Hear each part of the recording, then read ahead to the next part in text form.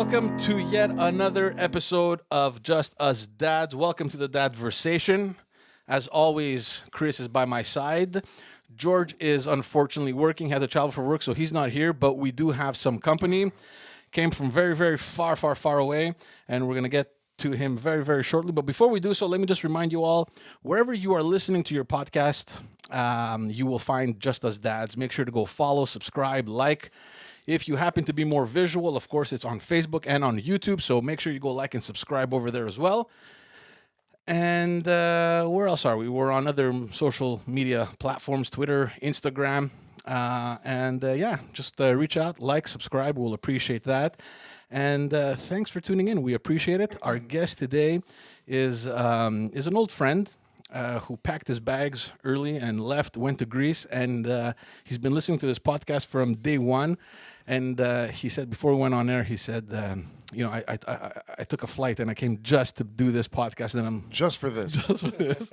Peter, thanks for coming, man. It's good to see you. It's great to see you guys. There's a little bit of a backstory to this because, like I mentioned, as soon as we started the podcast, I remember you just sent a message. Oh my God, guys, this is so awesome. I feel so nostalgic. You brought me back to our younger years, et cetera, et cetera. Well, obviously, for anybody who doesn't know, we know each other for over 30 years. Yeah, exactly. So... And it was like, oh, it's so fun to catch up and everything. And, I just threw out, I wasn't expecting you to come back anytime soon. So I'm like, whenever you're back, let us know. We'll bring you on the show. It'll be fun to catch up and everything. Well, it was a lot sooner than later. A lot sooner than later. And incidentally, that same week, we happened to be recording with Alex. That's right. And he mentioned your name. You were talking about studio and songs that he's working on. And he mentioned your name. And I was like, man, this is just so weird how everything just works. I just messaged the guy and he's following the podcast and hopefully he'll be on. And here you are, man. So it's really, really nice to see you, man. It's been a very long time. I'm a huge fan of this podcast. Oh, and by the way, you came bearing gifts. Some amazing T-shirts, Just Us Dads. Imported from Greece.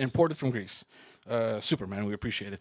No, man. It's been a while. How long has it been since you've been back to Montreal? Back to Montreal. I came on Sunday. Well, before that. Oh. Yeah, Sunday. Well, in the 16 years that I've been gone, almost 16 years, I've come a few times, but it was very, very short.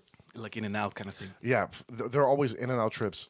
I mean, I think the longest that I've come to Montreal again was when I came with my wife and daughter about 4 years ago. We came for like 2 weeks, but that was like the max. Oh. All the other times were like for 2 days, 3 days, 4 days, 5 days. Yeah. Yeah. I remember the first time that I came back was when I actually first moved to Greece.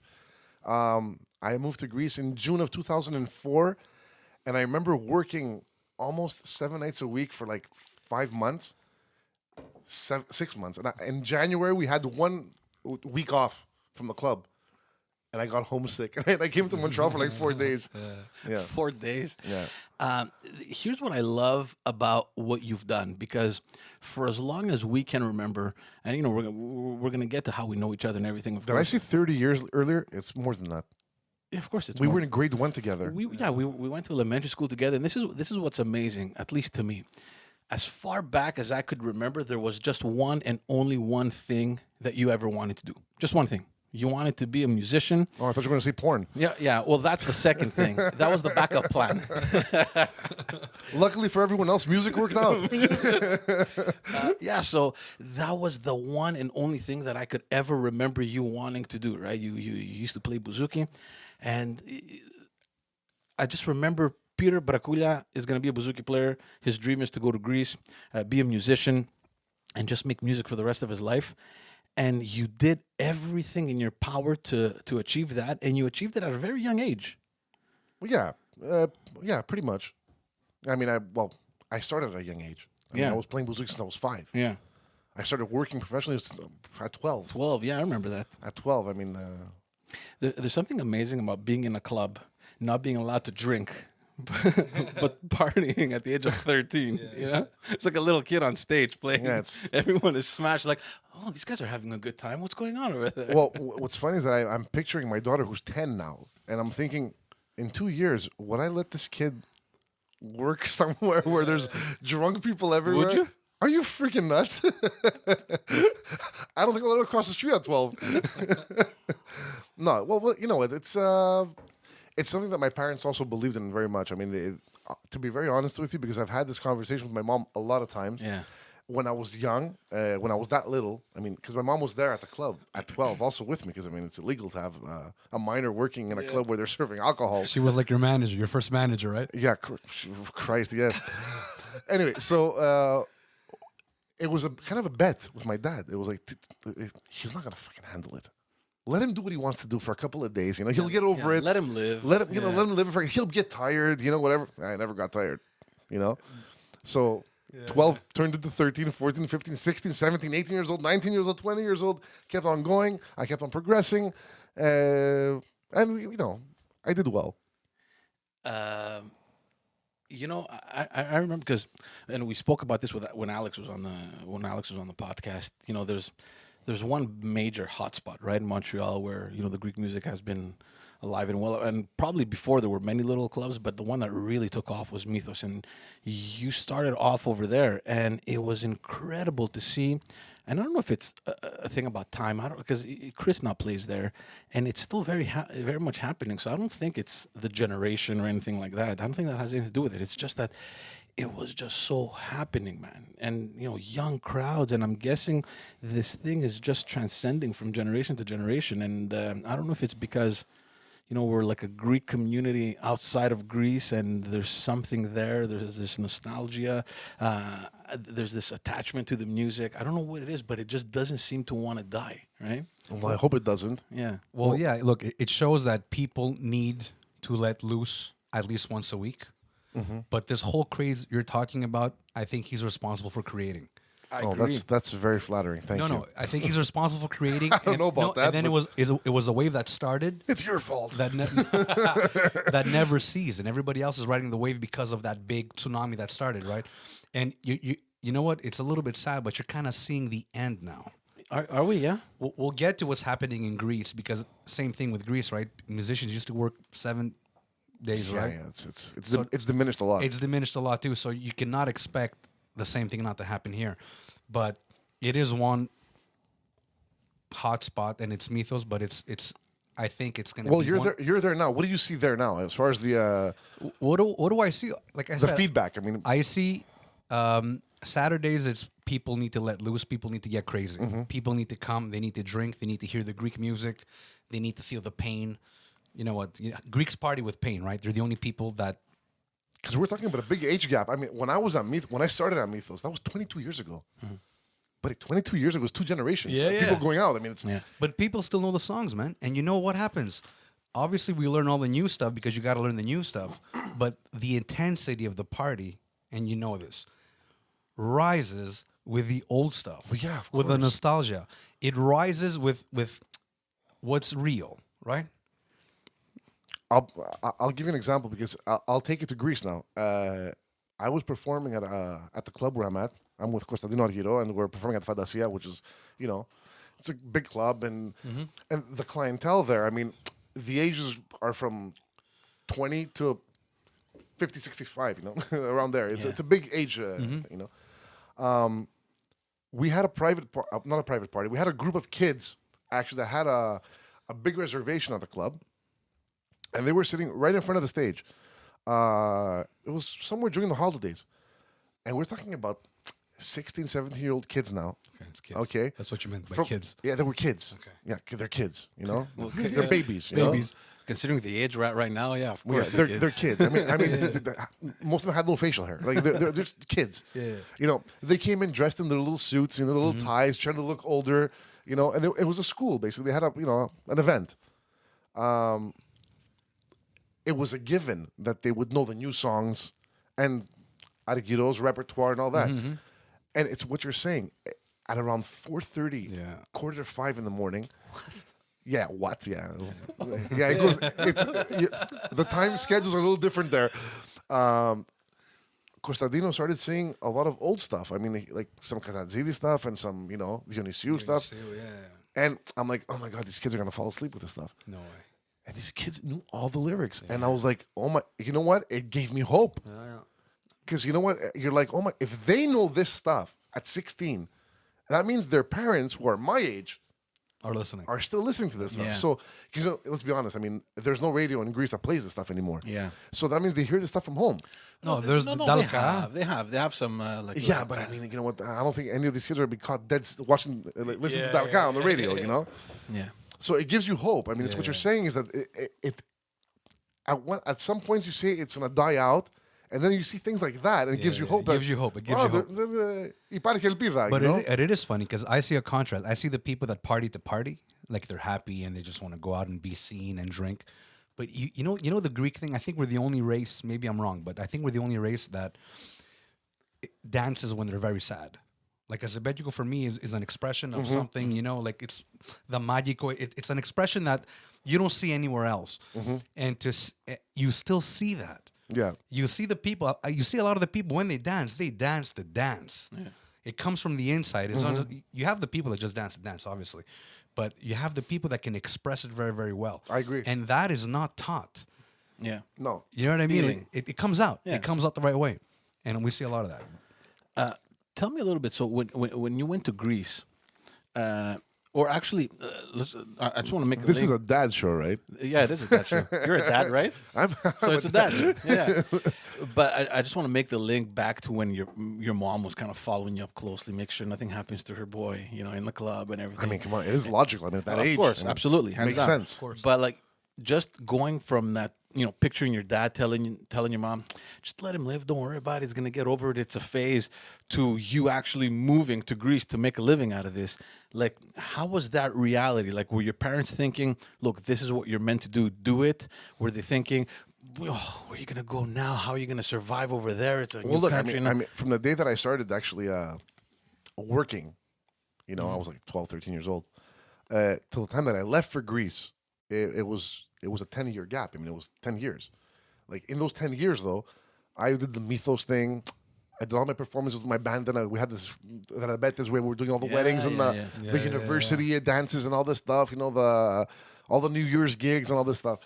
So I think that in reality, I mean, I don't want to sound egotistical or on my high horse or whatever, but I think whatever I did in Montreal, I think I reached at a peak point where I had reached the maximum that I can actually achieve here. Yeah.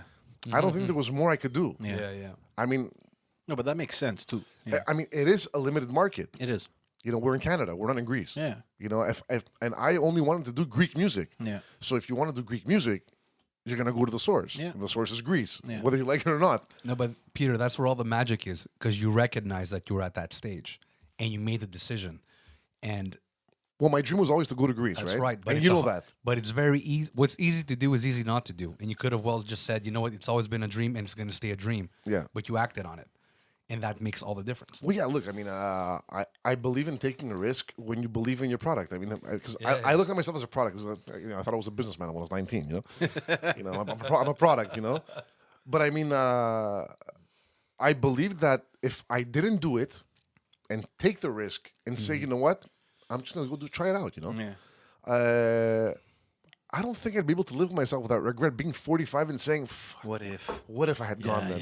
yeah. I wouldn't be able to live with myself at all.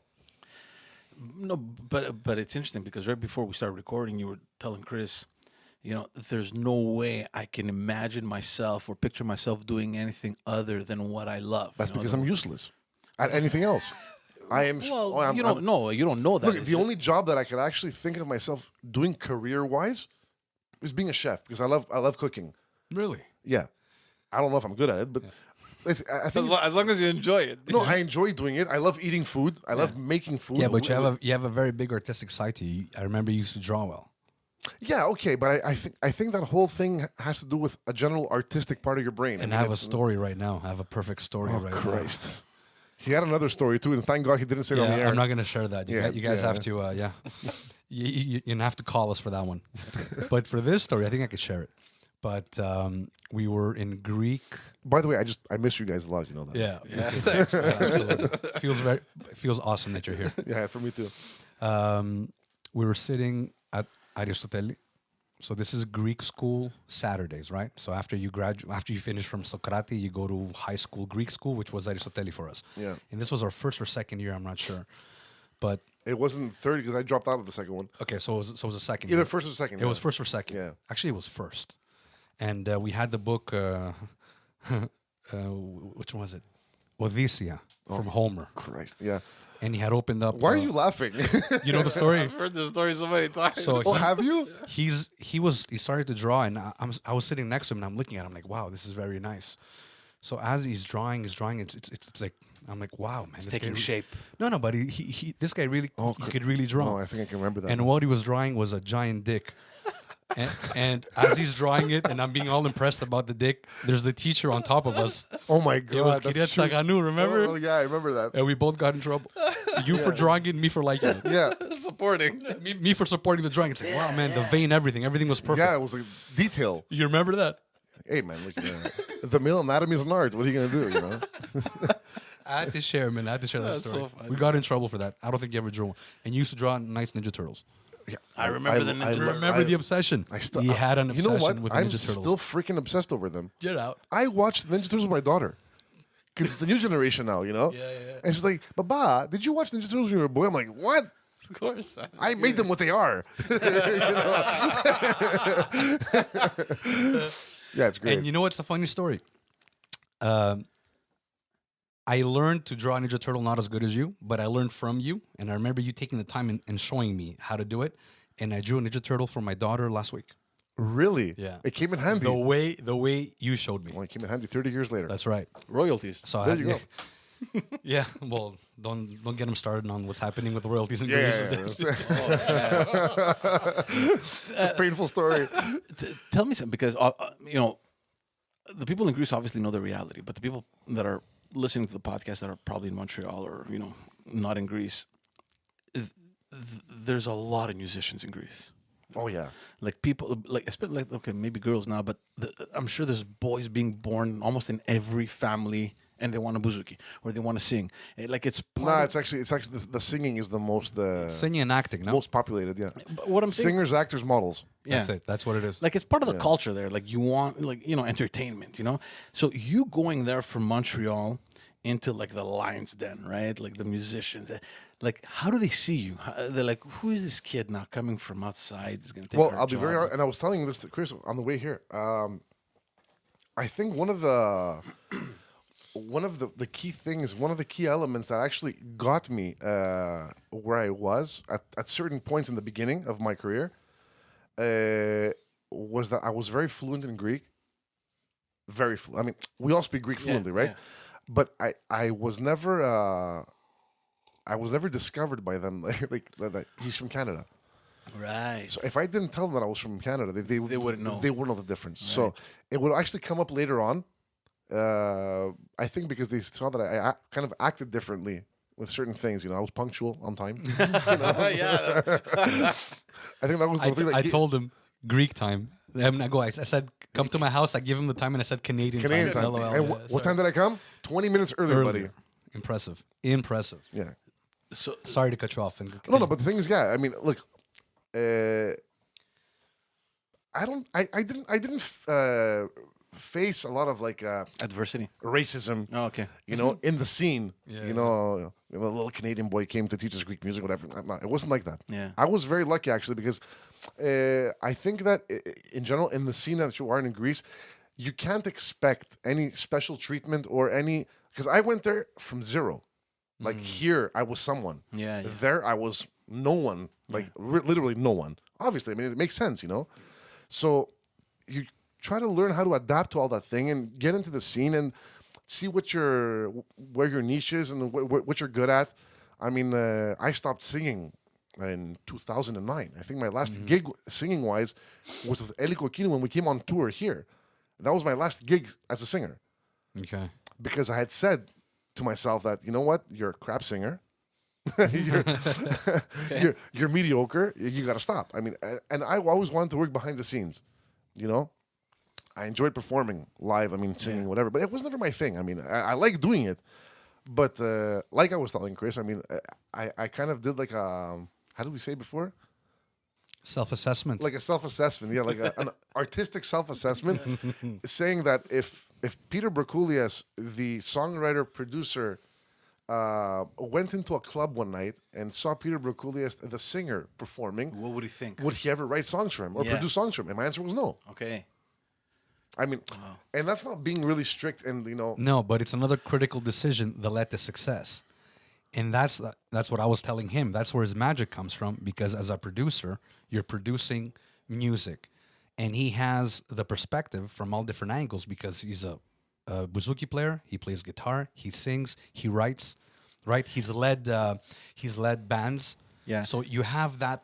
He covers the whole spectrum. Yeah, of it. you have knowledge in every That's right. aspect That's of right. the industry that you're in, enough to know what is needed, whatever, in song No, creation. but he or- knew to step down and say, you know what, maybe this is where I'm mediocre and it's not going to be the 100%. So let me just well, step my down. my whole perspective was that, you know what, I'm gonna try to focus in being number one at something instead of being number 30 at something. Yeah. You know, I'm not gonna be second best. I'm gonna because I thought I was a mediocre singer. I'm like, you know what, if I'm mediocre, it's gone. Makes Yeah. Like sense. Yeah. ches, Yeah. you know. Yeah. So I'm gonna strive and be better at what I think I'm good at. And luckily, I chose the right Yeah, the right absolutely, path. absolutely. That's what I wanted to point out. That, But that it's was but it's funny because even years ago, I remember me and you, Chris, having this discussion where you had produced a CD here, Yeah. and I remember And that CD. Sorry to interrupt you. You know that those 2 albums that I had released here in Montreal as a vocalist, and they were my songs too. Mm-hmm. Those were all songs that I had written for artists in Greece that I would send to them there, Mm-hmm. and they would reject. okay. And then I said, you know what? Fuck it. I'll just release them myself. yeah. You understand? But no, but what I was saying is that I remember, obviously we had the album, and I remember having this conversation with Chris, and we're like, "Fuck, the production quality is amazing, man." You know what I mean? And this, you were doing it in your little apartment That was in my bedroom in Park Extension. when I was 19. Yeah, You know what I mean? Yeah. And we saw the talent. Obviously, you're a gifted musician and singer. Thank you. But there's so much, and we saw that there's like, there's so That's much true. We're talking about it. We're like, that's where the magic is. Yeah. So what's the decision now in Greece? You go from a performer, singer, and musician, and you're thinking, okay, I need to create a studio now. I need to attract singers. I need to attract whatever their agents. I don't know. You how know what? to- There's no You, recipe to that. You know, things you just just happen. told the guy, come over. We'll record a few things, and started slowly. It started You building know from what? there. I'll be very honest with you. Things happened very bizarrely. Actually, if I like go back and tell you the whole way it happened, it's weird. Things just happen, and things happen usually by meeting people. Yeah. Like I was at a gig where someone saw me sing, and then came up to me and told me, "You know what? You sing really well." Whatever. I mean, I remember working with another singer at that club where I was singing in Greece. My first gig when I was working in Mykonos, and I was working with a singer, Theodori, who was there, who was like a singer dancer type of a show guy, whatever this that, and we were roommates in Mykonos. And he's like, I'd like to release like a CD single or whatever, 2-3 songs, whatever. Who's gonna write songs for me? Whatever. I'm like, I write songs. There you go. Yeah. And he's like, really? I'm like, I don't write lyrics though. I just write music. Yeah. And he's like, oh, I'll take care of that. Don't worry about it. And he brings me a lyricist who I've been looking up to all these years, Yeah. Who was was? Nico Vaxvanelli, who had written songs for Plutarcho, for Terzi, Yeah, and yeah. for Kara, and for... Wow. And he's a friend of mine, and he brings him over. And then Nico and I ended up writing songs for everybody, and we were writing songs for like 10 years together. And Yeah. and that's what we wrote. We wrote for Economopoulos, we wrote for Radikiro, we wrote for everybody. And like, So you see, that's what kind of happens. And so one thing leads to another. Yeah. And I think that's how it happens usually, Yeah. And then you can't wake up one morning and say, I want to write songs. Things just happen. And you just have to make sure that the steps that you're going to make. You just have to make sure that what do I need yeah. to progress to that next step. You And know I what just want to mean? echo You- something you he just said. Build I slowly. want to echo something he said in the car because I think that's where the gist is. It was being aware of an opportunity, right? Oh, yeah. And seizing it. So it's the time is going to come. You see the opportunity, you take it, even though the risk could be high. You put yourself out there, and if you fail, it's fine. Yeah. And that it's a bunch of these kind of steps that will lead eventually. Well, right? yeah, of course. And you know what? It's one of those, because I call it a gig, right? This is a gig, man. Yeah, yeah. What I do is a gig. Yeah. It's a big gig. Yeah. You always have to prove yourself. Like I've been doing this for so many years now. I mean, I've paid my dues. I mean, I've proven myself to the industry in Greece. They know what I am. They know who I am and what I do. Yeah. I every day feel that I have to prove myself. I have to surpass my previous success and whatever. And you know what? When you start laying back and saying, I'm good now, it's done. You're over. You're finished. done. You're You're finished. done. You're Because you know what? I'm 39 years old next month, right?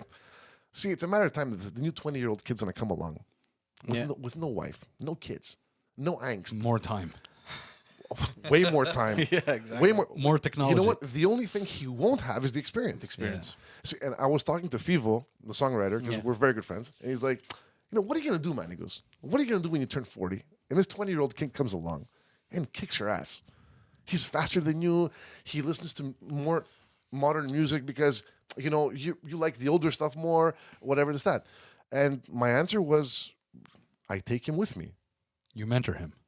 Well, I wouldn't say mentor him, but, I'm going to learn. Work with him. I'm going to learn things from him that he does in another manner.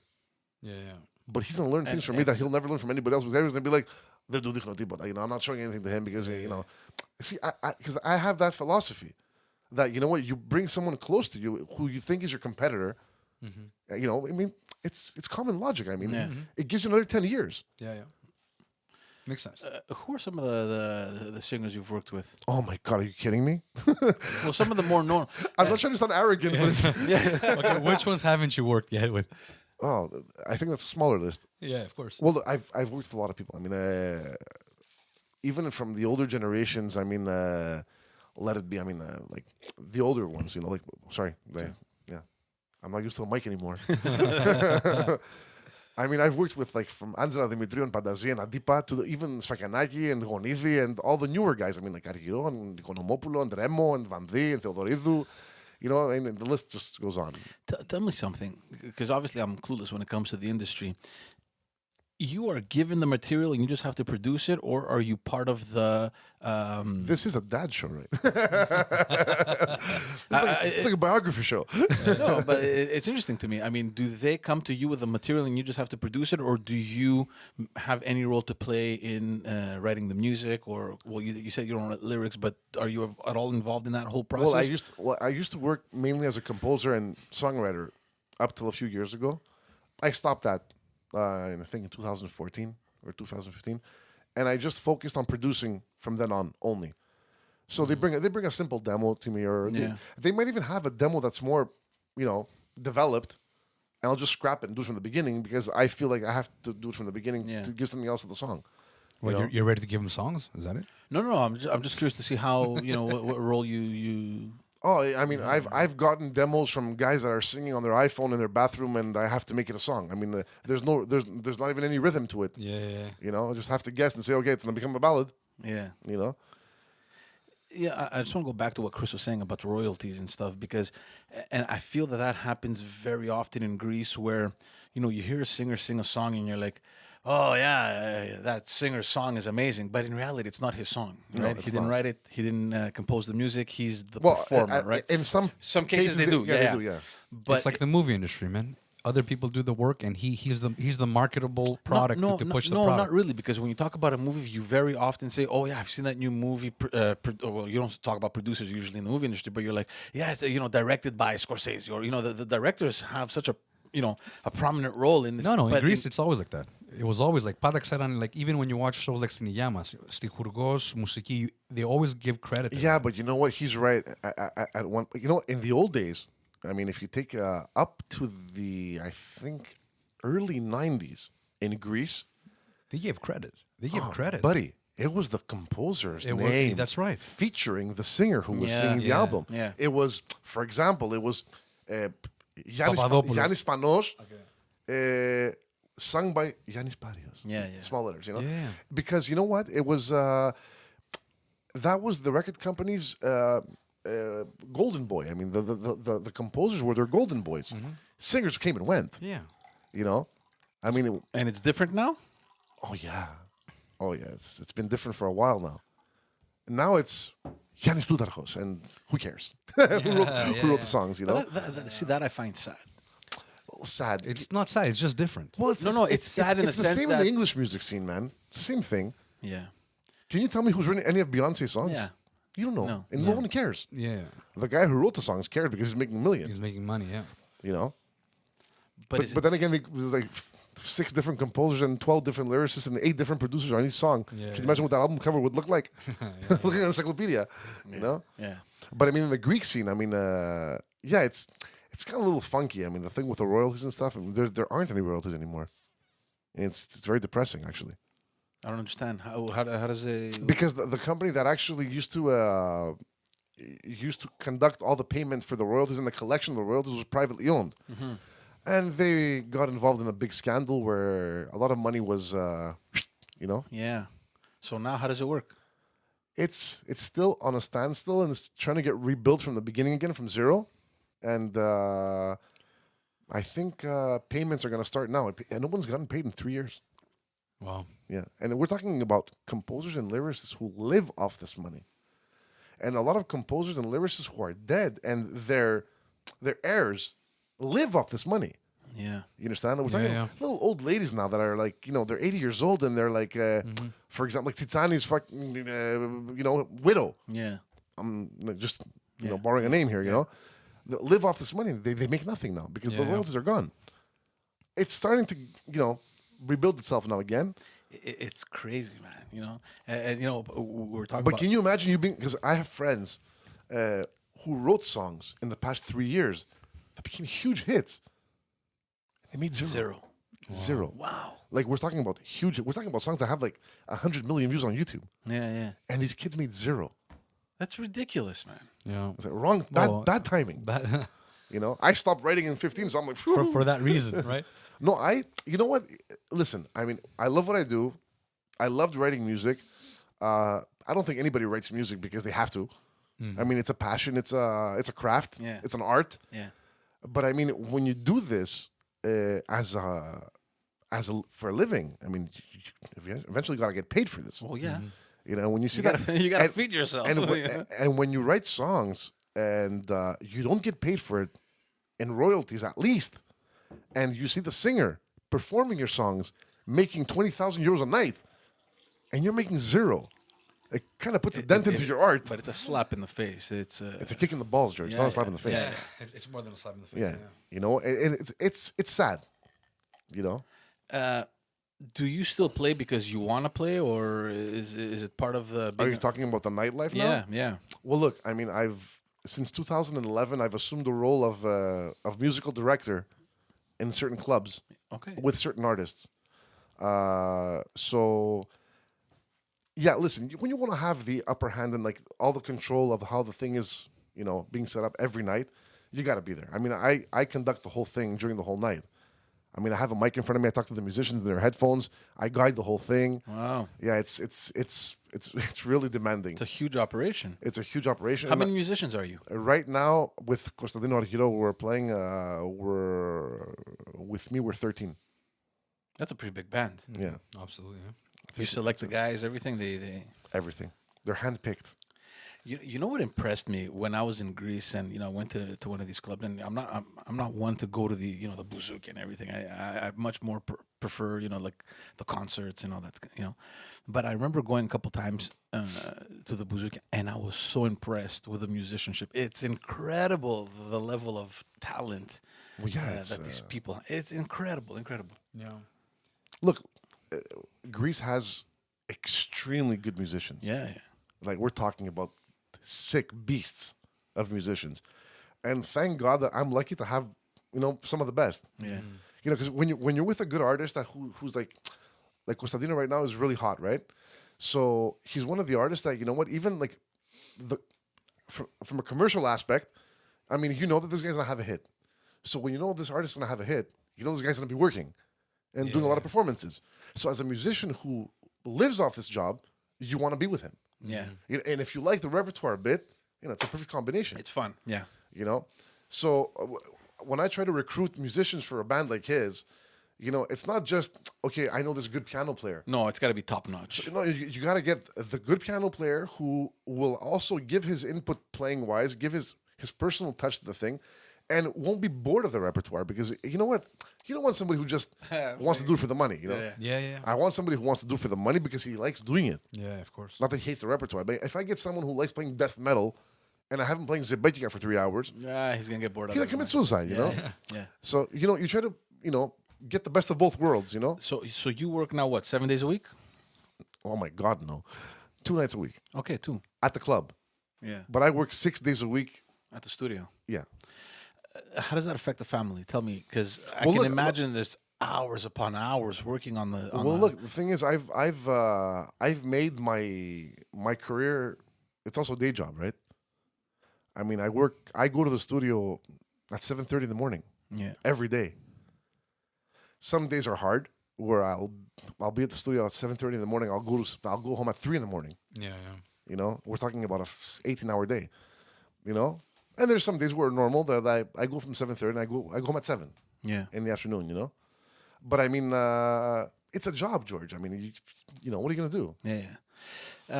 Just for everyone listening, you have a daughter. She's 9, and you just told. Can we say it? Is it public or? Oh yeah, it's super public. Oh, okay, good. So you're expecting another child, and we were just saying We're expecting daughter number 2 for July daughter number 1st. 2. That's first of all, that's amazing because you're in the 2-daughter club now. Yeah, with a 10-year gap though. That's exactly what we were talking about before. That's suicidal. Because Chris has a gap similar to that with his kids. Yeah, well, my gap is 7 years, and I've repeated this many times on the show. It's there's nothing we can do altogether. Yeah, I know. You know, so you're going to be welcome to that club. Yeah, I know. You know, but it's It's all right, man. Congratulations, you know? by the way. Thank you very much. Your wife works as well, or Well, now no. well, obviously not now. Yeah. No, now she's not working, and I've taken all the responsibilities on my back.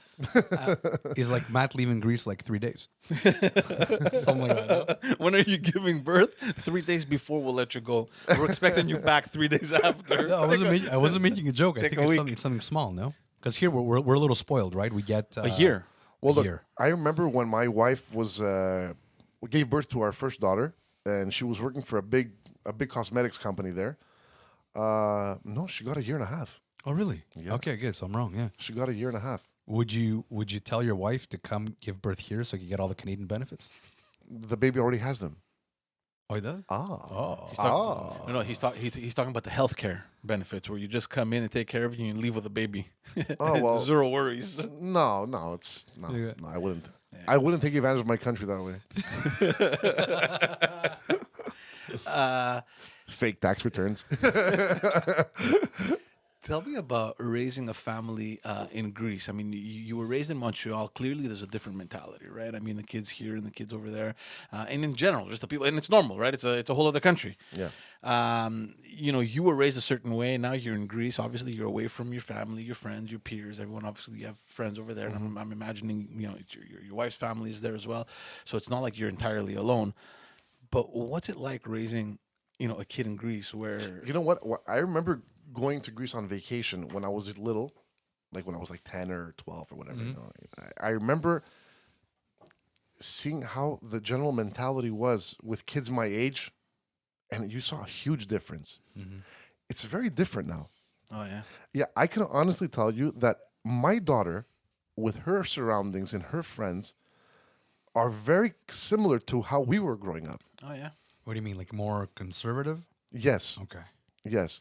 I don't know if that has to do with the fact that I enrolled my daughter into a private school, which reminds me very much of the whole Socrates feel, Yeah. you know? Because just to interrupt you, just because I remember going to Greece. I've been to Greece many times, and when I was younger, what I would observe is being, let's say, 8 years old and talking with a 4-year-old that's ready to start a fist fight about politics with me, and these little kids knowing so much and talking. Just next level. Yeah, because what they would do is, you know what? We grew up where it's like when the older people speak, just listen. Don't get involved. Yeah. These kids will get involved in these conversations and listen at the cafeteria and listen to the older people. And they picked up that That flair. yeah. I don't know how to call Well, it. look, I'll be very honest with you. I see, and I was actually going to comment on this because I saw this on one. I think it was the first or second podcast you guys had done. What do we say? The extreme amount of intelligence of these new generations, these kids. Yeah. I mean, it's psychotic. Like I see my daughter with her friends, and I'm not talking about how fast they use the iPad and how technologically advanced they are or whatever, but They're witty. they're very witty. Yeah. You know, I think we were stupid when we were small. I mean, like, No, but compared to them. fast thought process. Yeah, but you know what? Everything's faster now. Yeah. You know, and Or we're slower. I think my biggest fear is becoming like my father and my mother, where like my mother doesn't know how to use a cell phone. Yeah. Like in 20 years from now, like we'll be like, hey, what's this? No, you won't. You know? No, you won't. You know why? Because we're that generation that's in the middle of this technological progress. So we're not too young not to know what's going on, and we're not too old to be completely disconnected. So we're Yeah, you growing. think- I don't know, My man. mom still doesn't wait for the beep. She starts talking. She starts talking before, and then it's like, "Yeah, para mit telefon." Look, like my mom still doesn't know. She gets confused with the remote. You know how many times she calls me like in a year or like at least once every 2-3 months. Yeah, but- the TV is blue. Guys, I don't know it's what I pressed. normal that the kids are smarter. That's how society No, progresses. but what I'm saying, just to touch on what Peter was saying, that I think that we are advancing with the technological advances as well. So we're learning as well. Like my buddy, I don't know if 20 years from now they're gonna be playing video games with 3D like avatars on the table. Yeah. And we're gonna be like, what the hell is this? You know, it's gonna be weird to us. Yeah. and we won't have the interest to follow that. That's what I was much. gonna say. I think that we're gonna reach a point where we're just gonna stop caring and we're gonna be like, Because the thing is, you know what? I saw myself doing it myself. I saw my daughter making these TikTok videos. Like, what is this TikTok? This stupidities. And I caught myself saying that, and I'm like, oh my god, I sound like my mother. Cell phone, By the way, know? my wife texted that Yerasimo is asking for your daughter's TikTok Oh, channel. you're shitting me now. Yeah, that's exactly. I'll show you the text. wait, is Gerasimo on TikTok? I don't know, man. I'm just saying that's a text I got. So All right, yeah, we'll exchange TikTok accounts. All right, yeah. It's scary how, like, the whole socialization, thing works now. what do you mean? I mean that, back in our generation was like, oh, I'm gonna go talk to the girl during recess outside. You know, or something like that. Yeah. The Now it's dynamics like, have changed dude, completely. what's your Snapchat handle? All right, you know what? Which one? I Yeah. have a story for this. Facebook me. I have a story for this. Well, look, obviously my daughter doesn't have any social media. I mean, I'm not Not allowing yet. that. Not yet. Well, obviously not yet. She'll eventually have. Very soon. But I'm not letting it happen. I mean, the TikTok thing she has is just for her personal pleasure, and it's not even a public account. Excuse me. But I was very happy the other day. I went home from work, and my wife said, I have to tell you something. I'm like, why are you whispering? She's like, I don't want her to hear. I'm like, what happened? She's like, this little boy from school went and gave her a Valentine's Day card. I'm like, what? She's like, and? I'm like, what happened? She's like, she said, I don't like him. You know? I'm like, but you know what? And I called her over and I'm like, can you bring me the card that the little boy brought you? And she was all shy and stuff, you know? Yeah. But I mean, that was very positive for me because It's human. he actually sat and made a card with his hand, drawing it with pencils and whatever, and actually gave her a card like this. Like he actually, there was contact, It's A for the effort. you know? Yeah. It wasn't like, Instead of a text message with like 1,000 emojis. yeah, exactly, you know? Yeah, I understand. So some things are still, But they're rare. intact. You know what I mean? That's the thing. It's like you run into it like once every blue moon, you know? It's like, what? You handcrafted something? Yeah. Rather than making it virtually. What do you mean you spoke? You open your mouth. You verbalized words. But, there's these, there's these like memes that they've made, where you see a family in the 1980s having dinner, they have families in the 2000s, they're all on their phones With like their this. phones, yeah. But it's true. It's the reality. But it's true. Yeah. You know what? And I see this. This is the saddest thing I've ever seen in my life. Okay, like I mean, the clubs where I work at, because it's a big show, big artists, a big budget. It costs a lot of money. I mean, for someone to go and open a bottle there, I mean, it costs a lot of money. These people come open bottles, and the only thing that interests them is to post a selfie that they were there.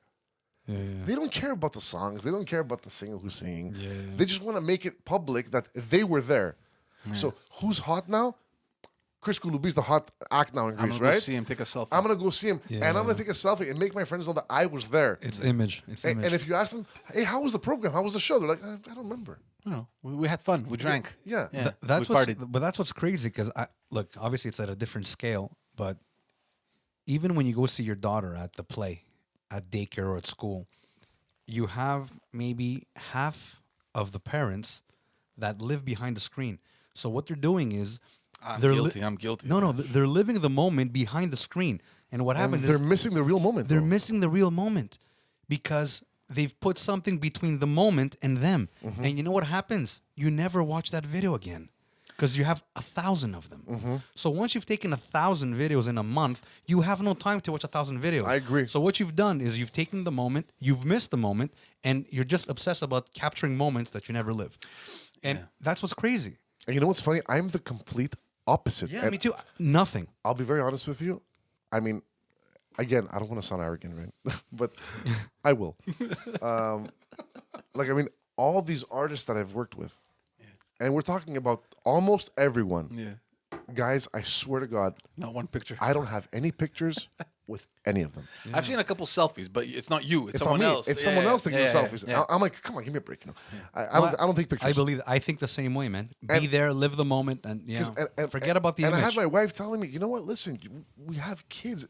I'd like for them to see something when they grow up that Look at my dad. Yeah, who he was, who he and, worked you with. know, I feel selfish because I'm like, but I lived it. I don't care. I remember it. Yeah. I mean, if I get Alzheimer's, I won't remember it. But I mean, I always felt like I lived the moment. I was there. I don't have to have the picture to remind me of it. Yeah. I do think it's selfish that I don't have something for my kids later on. So I'm trying to get them all come back to the studio just to take a picture with them, you know? No, but you got to capture some. I'm not totally against. Well, I'm an anti-photo person. I mean, that's why I never had Instagram, and I have one post on. Yeah, You know? you got to capture some, but you can be obsessed with capturing and not living the moment. That's my take. You know, to go back to what you were saying about the performance and everything, I do both. Like, I want to take the video because I don't want to lose that moment. Because, like you said, there's so many things on our mind on a daily basis. You think I'm going to remember how she was in her school dance or performance or whatever. So, for me, it's mostly I just want to keep these, you know, and especially what you said before. When they grow older, it's like, look at you, look at your Valentine's show. You know, look how cute you were. But I have been in a situation where, you know, the class is singing or whatever, and I'm watching. I'm not watching behind the screen, but I'm also filming. So I'm and then when we come back home to see the video, I'm like filming the floor, filming the ceiling, you know, filming just the legs. It's like, where the hell were you looking? But it's fun. Look, we have to capture moments. I mean, it's Exactly. Just the balance. It's about a balance. I believe that because what you're saying is an image problem, and people are more concerned about their image than their lives. Yeah. So they rather plan their Facebook page more than they plan their lives, yeah, that's sad. and it's very very sad. But I think we're kind of passing it down to kids because what you do is when you record your kid doing something, because my kid plays soccer and ballet, and well, my daughter does ballet, and we want to capture all the moments. But what happens is when you capture the moments and you show them the video, you're not teaching them anything. That's how they get narcissistic. Because they just want to see themselves in videos. Instead of just saying, hey, I watched you do that. You passed well. You missed that opportunity there. You could have done that. Right? Like give them the teaching moment and then show them. But what we do is right away we go, here, look at you. And then all they want to do is just see pictures of themselves. That at least that's what I see with my kids. And I just find that a negative. I'm sorry, I just brought the mood down. Oh, fuck. Fucking Chris. No, but you guys are understanding what I'm saying, right? I need sugar.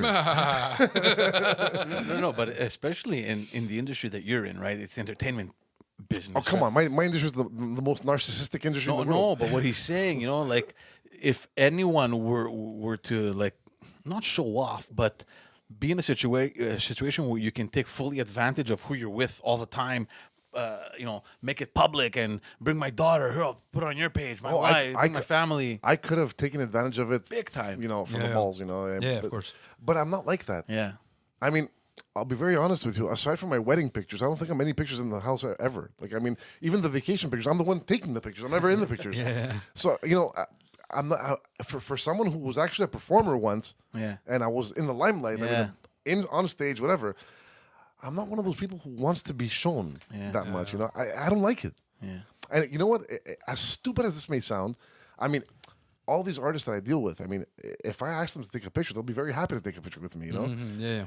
It's just that behind, you know, somewhere hidden inside me, I feel like I'm looking like a stupid fanboy. You know? Yeah. Oh, please, you know. But it's not like that. I mean, that's how I feel, though. Yeah. It's a bit of an insecurity, I guess, you know? I don't know. I don't think it's an insecurity. It's just that you know that there's this connection that I think it's going to just seem more weird than anything else. It's like me and Chris, you know, we've known each other for, you know, since, you know, we're practically in diapers. I would feel weird saying, "Hey, Chris, let's take a selfie. Let's take a selfie." You know what I mean? Like the same way that I would feel weird because, like, dude, I see you whenever I want to. Yeah. It's kind of the same thing. It's a weird thing because I'll bring it back to the boring balance. Why? And it's weird because I'm a little bit like you. I don't want to be in pictures, or I'll avoid them. But I look really bad in pictures. I mean, I'm horrific. Me neither. Yeah. Like I'm even not right now, photogenic I'm either. looking at myself in the monitor. I'm like, I look retarded. Then what's going on? You know? No, man, don't worry. You're beautiful. You're Oh, beautiful. thank you, Chris. So I'm blushing. What happens is I avoid them, or I'm not a big fan of them. But then when somebody shows me a picture, I'm glad they took it. Okay, I see. Right? Like when you have Oh my god. a selfie, a segment. You're off the frame, Chris. Come in. Should I come in like this? Chris, it's Peter. It's Peter Brakoulias. We just took a selfie break. There we go. I interrupted you. No. I was done, man. Just know- just to say that, you see, I'm glad you took that. You know what's Because missing? one day we're gonna see that picture, in maybe 20 years from now, and it's gonna be like, I'm glad we took it. You know what's missing here? Yeah. Smoking. The Greek spoke. The Greek. You smoke at home? Actually, you know what? Look, I'm a smoker. He okay? bought a studio to smoke in the studio. Look, I invested a lot of money in the ventilation system in the studio. Oh yeah, it's oh yeah, man. You made sure there was a vent right above your seat. I think my ventilation was owned by Boeing before, you know, for the motors in the engine of the plane. It's hood for restaurants, this guy. But That's what he has. well, obviously, I'm concerned about my health and everything. Does your wife smoke? My wife is a previous smoker, and she stopped smoking the day she found out she was pregnant to my first daughter. Good decision. Never start again. Never. She never touched it again. But for her. but Greece is one of those countries. Greece is one of those countries where you're going to witness an 11-year-old smoke and a 98-year-old woman smoke.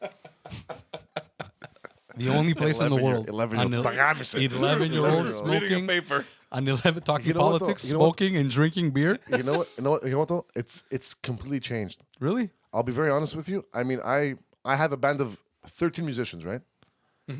I think in the whole group, if you put in the technicians too, which are another 4, I think there's only 4 smokers. Wow.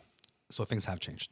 Things have changed drastically, and no one drinks alcohol anymore. I remember somebody, Peter, we went to the hospital with Alex. There are smokers, eh? They there were are smoking behind the window at the hospital.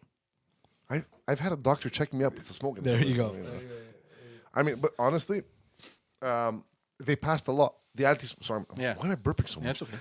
Yeah, they passed the anti-smoking law in Greece, so no smoking in public areas, especially the areas that aren't open. I was there open that year air. they passed it. Yeah, but in Greece, it's a suggestion, right? No. Listen. no. Now it's a really strict law. So, I mean, I work in the There's a nightclub, joke right? coming up. No. I'm serious. I work in a nightclub, right? So I'm like, okay, you gotta be fucking kidding me. You know, this is never gonna happen. Like no one in the club smokes now. Wait up. Wait. So, the law, begins. It's in order. It's happening. So I'm working one night, and I'm playing, and I'm just looking at my piano player, and he's doing this. I'm like, what are you doing, man?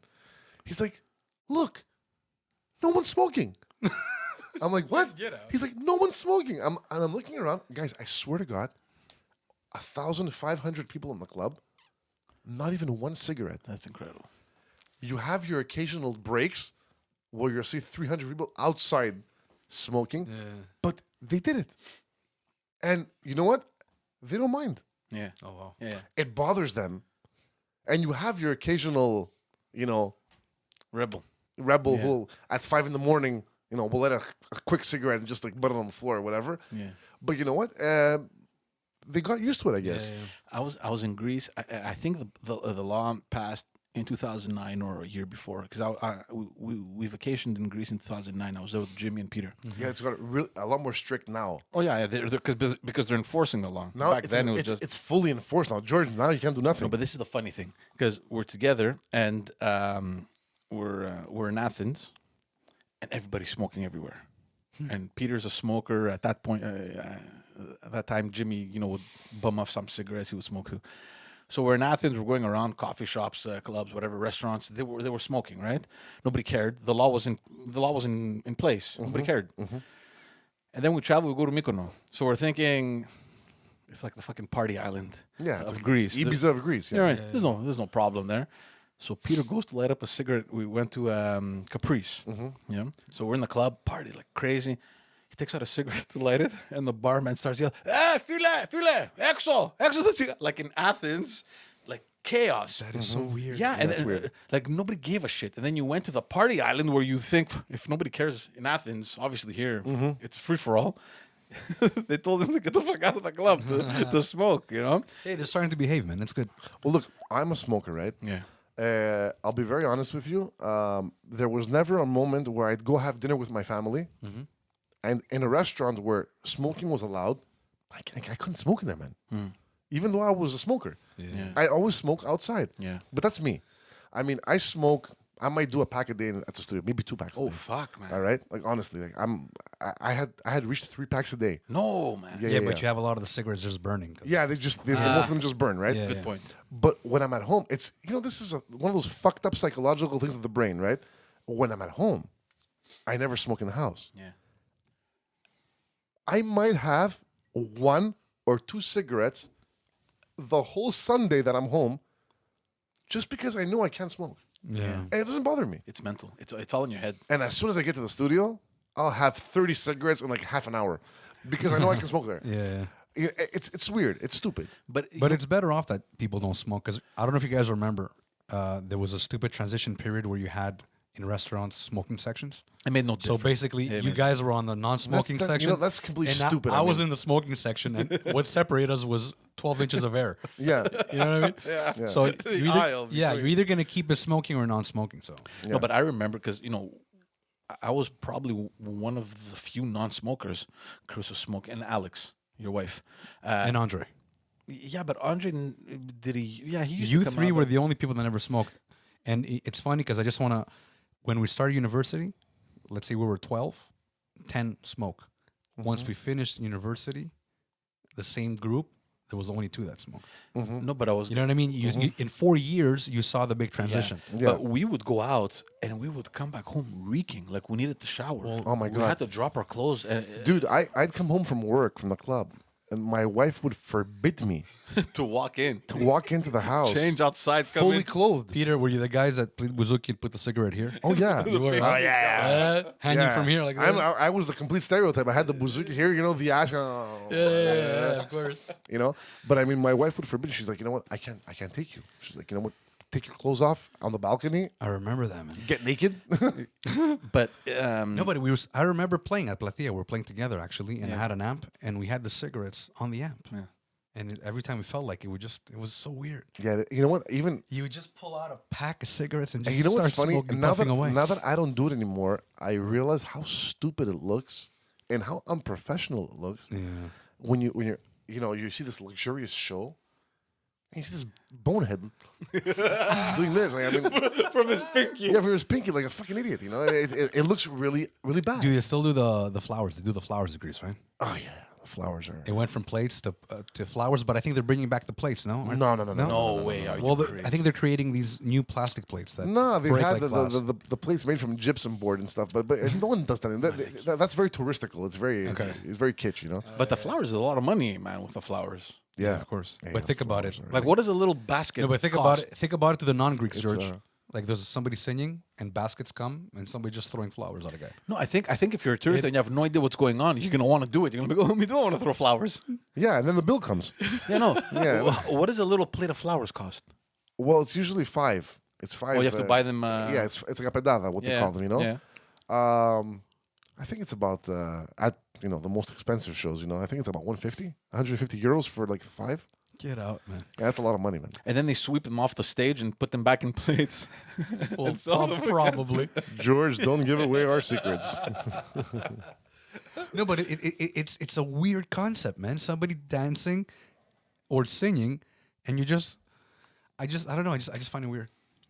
It's ironic that the only other time in our actual culture that we throw flowers at something, Weddings. it's at Jesus' dead grave.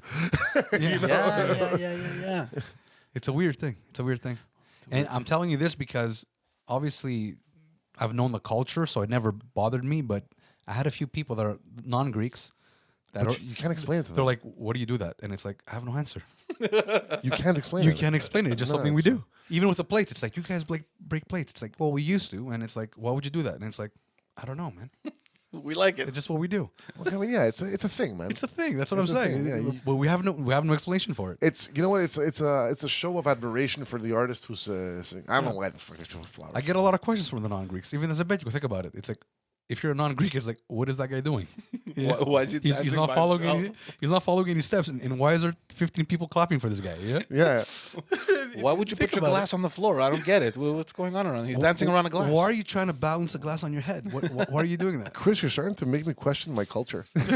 No, it's beautiful. It's just when you're asked about it, it's like it's just the way it is, and that's the beauty of it. It probably right? started something stupid, like some guy doing. I'm gonna throw some flowers in his face. Like he hated Let's the singer. Let's see if he'll react. No, that's how the plate started. I hate this fucker. Let me throw a plate on him, and then everybody's like, "Whoa, that's cool." But it's what it is, man. It's like certain words, right? Like filotomo, you can't explain to somebody. yeah. Meraki, you can't explain either. Think about it. It's you're in the moment. You're passionate, and you have an outburst of energy, right?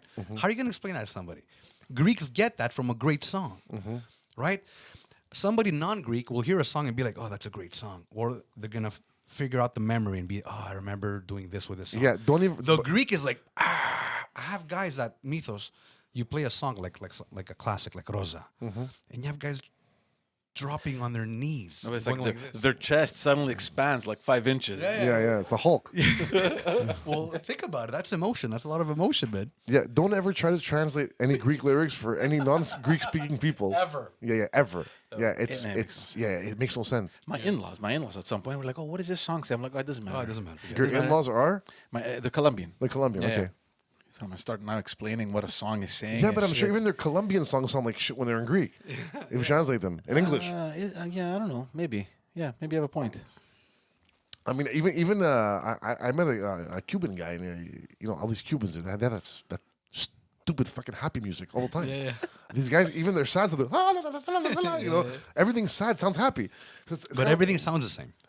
well, you know what? What? Our stuff sounds the same to them too. Bum, You bum, think? Bum, Yeah, yeah. Bum, man. We have so many Bum. rhythms, dude. Bum, Yeah, you know bum, what? To us, bum, bum, to us. bum, bum, You think? bum.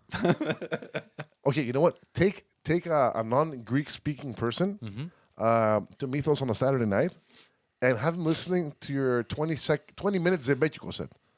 And if you don't tell me it sounds like the same song, Yeah, no, you're right. You're right. I was referring more to like there's Zebediko, Tsifteteli, Ruba. There's like a lot of it different sounds rhythms. the same to them, man. Yeah, It sounds the same to them. but we love it, right? Well, yeah, I mean, you gotta love it. The guy's making a living out of it. Well, not only me, everybody's making a living out of it. Yeah. Tell me, how are you guys preparing for the newborn now? Oh my god. You sound very sad, man. No, Oh, I don't want to get into your personal affairs, but were you planning this or No, this was completely unplanned. This is where he needs a cigarette. This is where he takes a break. buddy. This is where he takes the break. Look, honestly, I was telling Chris earlier when I was at his house. I mean, okay, it wasn't planned. Obviously, we're ecstatic. We're happy about it. Oh yeah, you're sure. Oh, wait, Peter, tell your face, man.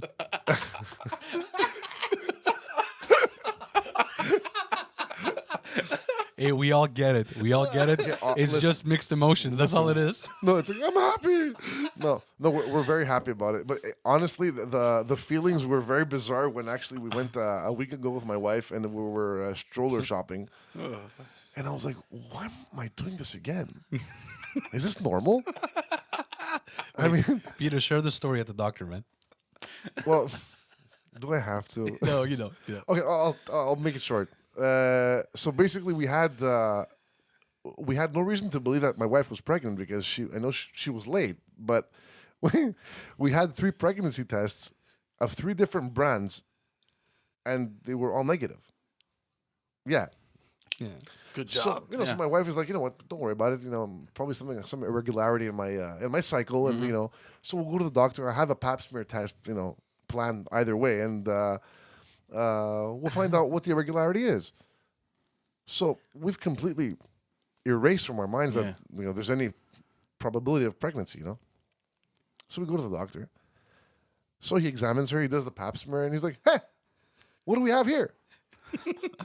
I'm like, That's when the face drops to the floor. I'm like, she's like, what's going on? He's like, congratulations, you're 7 weeks pregnant. And the reaction, it wasn't. Yay! The reaction was, you're bankrupt. It was like, What? We were like, huh?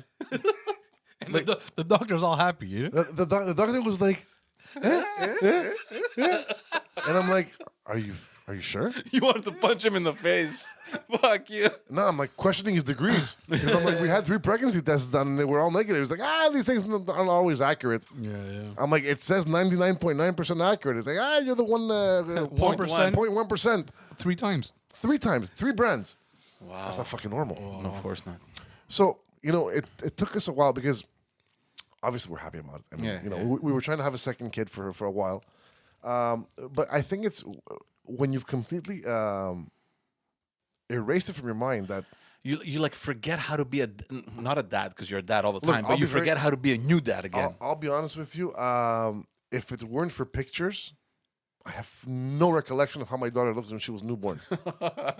I see pictures of the baptism when she was 1 year old, and I'm like, she used to look like this.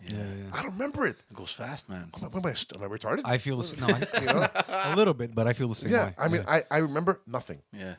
I look at my daughter and I'm like, I see pictures of her like from a year ago, and I'm like, So you see what I mean by you're glad the pictures are taken? Yeah. dude, I'm glad we have pictures. I don't want pictures of me. That's right. I don't want to remember I looked good 20 years ago. I look shit now. But I mean, we were happy about the preparation. Is it's what the preparation is, George. But look, our gap is what's our gap? 4 years. You're asking me? See, 4 4 years, years. 4 years. 4 years in a way is. It's fine because we still had everything, and you know what? We had a girl, so we're like, thank God, man. We have the clothes, we have the stroller, we have everything. Oh, I'd wear my son pink. I don't care. Yeah, we have some. I'm a progressive man. So that whole stress was out the window, and the fact that it wasn't that long ago, or It's still fresh, man. Yeah, exactly. 4 years. I'll be very honest like with you two, I don't know how you go from raising nearly a teenager to like having to fucking change diapers again and go through all that shit, Look, I've had time to focus and reassess certain things and measure and weigh out the pros and cons. I think that if we had a second kid 2 to 4 years later, you're still raising 2 babies. Come on. Okay. At 4 years old, your kid's a baby still. No. It's a toddler. It's a baby. Yeah, but they're independent, right? You don't have to they're probably potty trained. You don't have to run after them. Yeah, They're but walking. George, They understand you. George, the kid still needs you. Yeah, no doubt, no doubt. Independent is my daughter now at 10, where Yeah. she makes her own food. She Yeah, yeah. bathes herself. She does her homework by herself. She'll go to bed by herself. She's like she needs no one at this point, right? Yeah. So I think that So that's gonna help out, I think. I think that's gonna help out a lot. Plus, plus your daughter is also gonna love. It's like a And I real think life doll. She won't be a sister, so she's going to be the Dude, third parent. you know what? Honestly, I think the safety net was that I think at 10 years old, I think my daughter surpassed that whole jealousy age. Yeah. Yeah, man, come on. Well, to be seen, right? I mean, when we announced to her that she's gonna have a little baby, Yeah, how'd you take it? a sibling. I have it on video actually. I'll show it to you sometime. I think her reaction is what made me and my wife Change your mind. be more happy Okay. about the kid, Not get an abortion. or sell it. She no, probably can't wait to put it on TikTok. No. yeah, probably, Hey? yeah. No, but she was she was ecstatic. She was crying for a good hour. Wow. Yeah, Oh wow, that's soothing, man. yeah. No, she was well, crying. picture That's the what I'm kid. saying. It's not an older sister. She's gonna be a third parent. She's gonna help. She's no, she's gonna raise the kid. She's gonna raise. She's the gonna kid, love it. absolutely. But it must be special, man, because like, you kind of put yourself in that kid's head, right? Where she's thinking, okay, my friends have brothers, they have sisters. Why am I alone? Like, George, you know, do I- believe it or not, in her class, there's only a few kids that actually have siblings. I think it's Greeks don't have kids. Yeah. man. Greeks don't have That's kids true. anymore, man. Yeah. It's true. I think they're very careful. They're like, we had one kid, it's fine. Yeah. Fuck it, Yeah. Done. it's done. Yeah. I don't know. I think people are just very prudent with their whole reproductive systems now and the economy, and they're like, just keep it safe.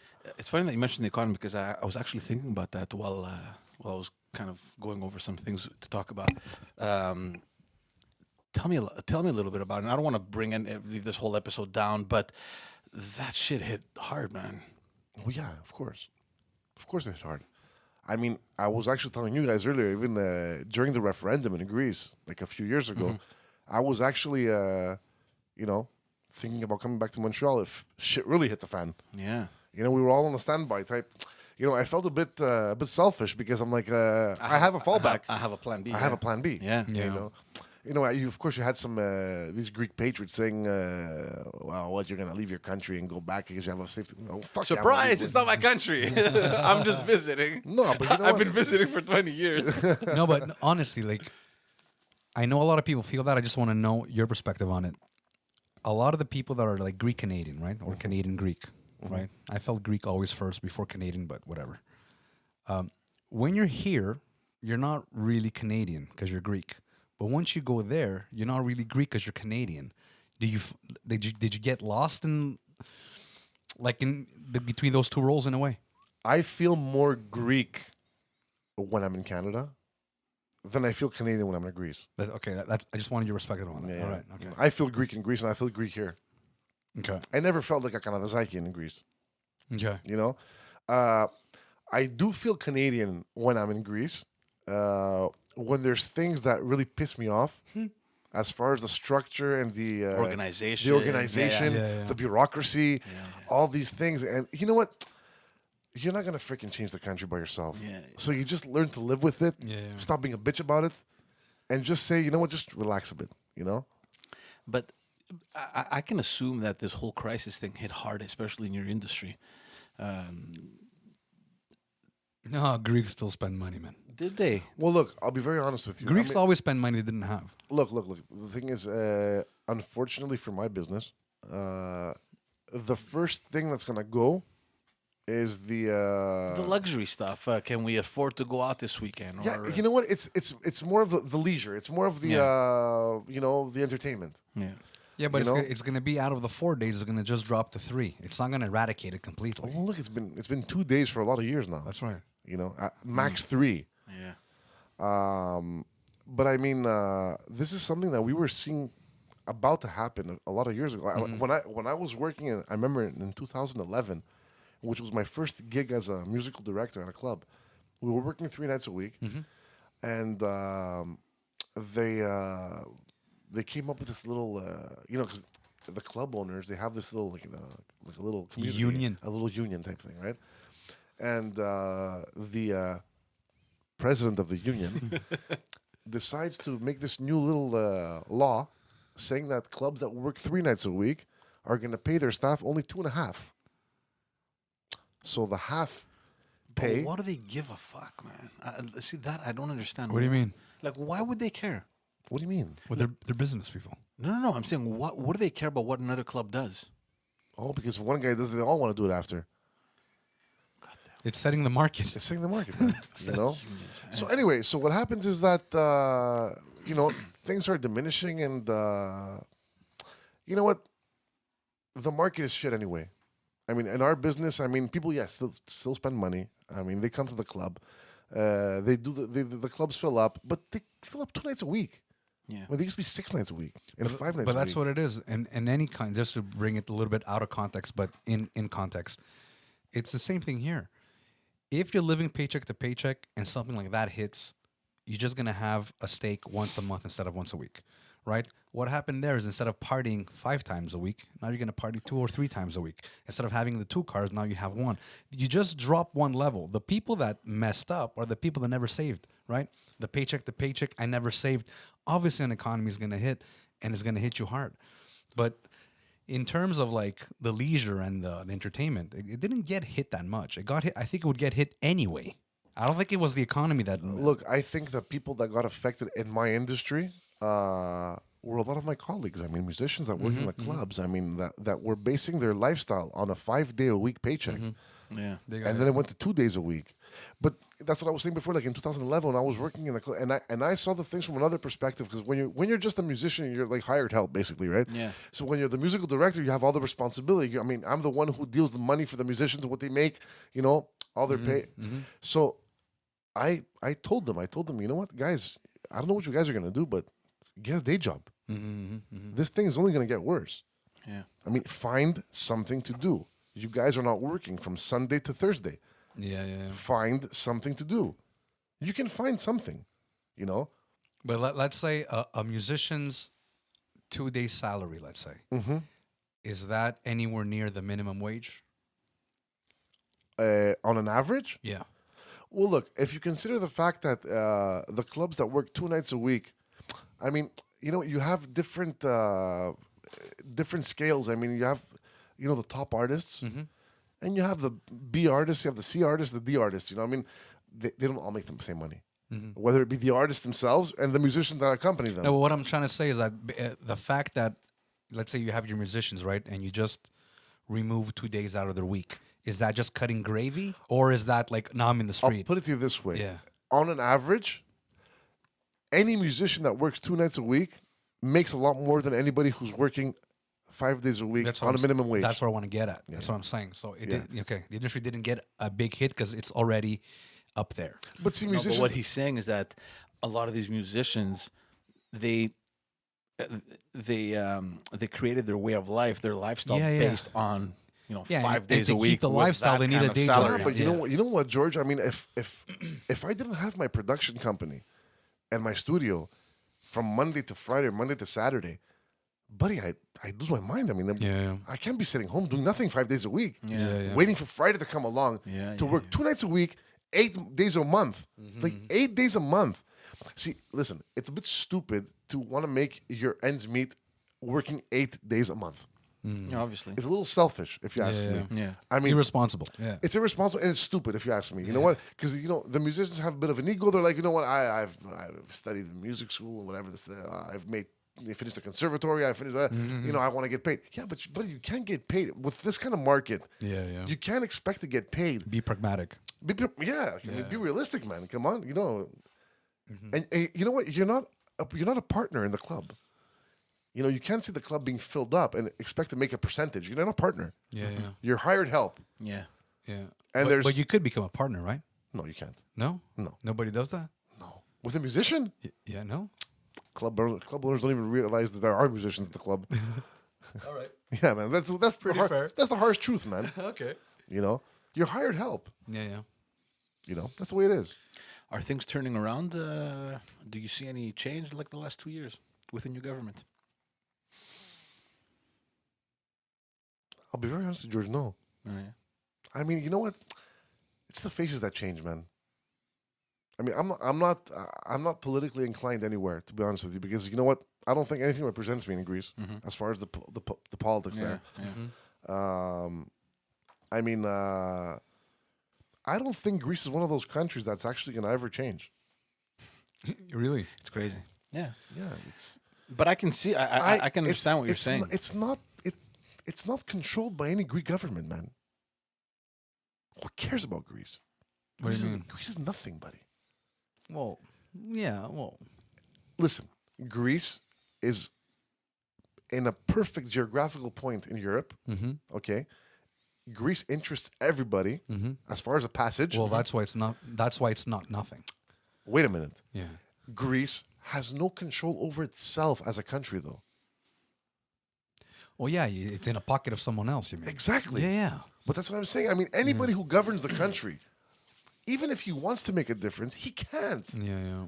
doesn't have the capability So of you doing believe it. Greece is one of those countries that should have never joined the European? I think Greece joined the European Union prematurely and stupidly. Okay. It was too early. Okay. We weren't ready for that change. Μια χαρά ήταν η δραχμή, buddy. Yeah.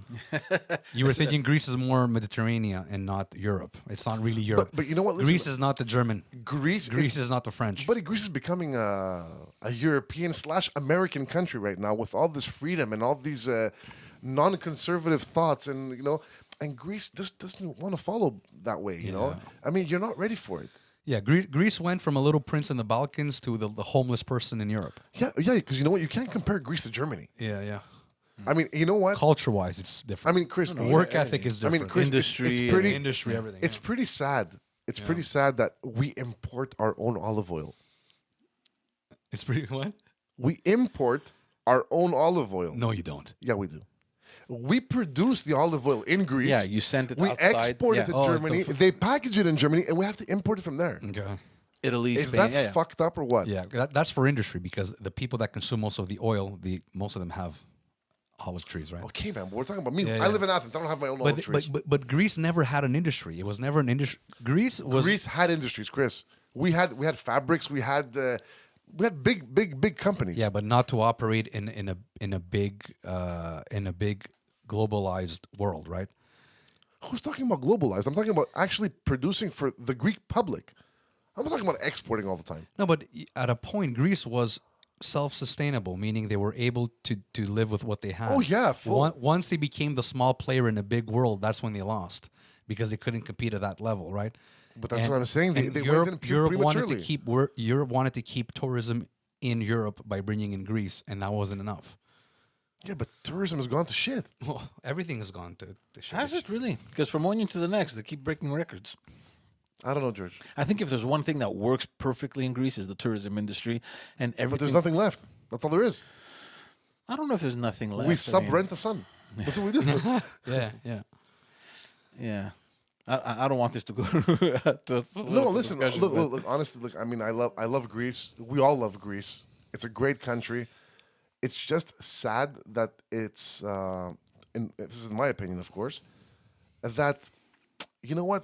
All this political war, with the left wing, the Yeah. right wing. People don't realize that. I personally believe that it won't make a difference. It won't make a difference because Greece isn't governing for Greeks anymore. It's part of the European Union. The European Exactly. Union is part of an international And the Greek public is community. not Greek anymore; it's European. Greeks are European now. You understand? Yeah. We just own. It's different for us because the Greece we knew or we grew up learning about no longer represents us. And it's no longer that image of Greece that we had. It's kind of changing with multiculturalism and But I think that eventually that was going to happen. I mean, if you're part of Europe, you're going to be a European country. You're going to have non-Greek speakers. You're going to have non-Greeks. yeah.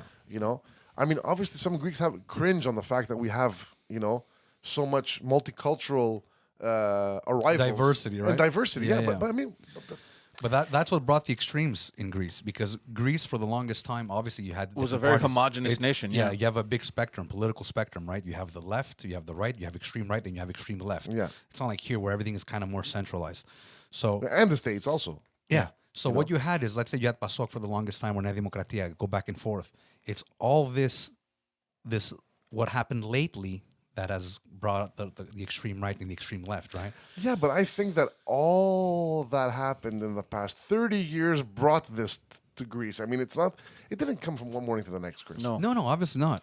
There But was a big buildup. There It was a didn't. whole- It didn't come from one to the next, but it was felt pretty intensely, pretty fast. Yeah, of course. Because they had no choice to make these changes. And in they had order- to in make order decisions survive. fast, right? Like nothing happened progressively where... Look, when you catch a Greek in his sleep, it's it's pretty. Yeah. I think we should brighten up the mood. Well, and- would you move back here? I told you that earlier. Actually, you know what? Like, would your wife be okay with it, with the change? Because you had to go through some change to go there. But is she willing to make the change? your to wife is come here? Greek, right? My wife is Greek. Okay, great. Yeah. And That would be a major culture shock. well, look, we came to Canada a He few years tested the ago. waters a bit. He tested the Yeah. waters. For what? For the 4 days that you're talking about? No. We came for 15 days. Oh, okay. But I brought her on the 15th of January Yeah, that's the best thing to do. minus 35,000 degrees. This is the expectations. If she can stomach January 15th, You know what? She's and good. You know what? She came a bit skeptical. Yeah. You know, there was a lot of skepticism. There was a bit of, I'm going to stay at the airport because I'm not going to handle the cold. that's a no. That she- means she's not coming here. But she came. We came together. I was actually pretty impressed that she liked it so much. Yeah. You know, Yeah, but see, it's different when you look at a country as a tourist. Even if you're thinking, okay, let's go test it out. 15 days, dude, you're a tourist. You're just you're taking everything You're a in. tourist. I tried to keep it to a very realistic environment. Yeah. Like, I mean, we didn't do we did a couple of things. Like I went to Mont Tremblant, whatever, you know.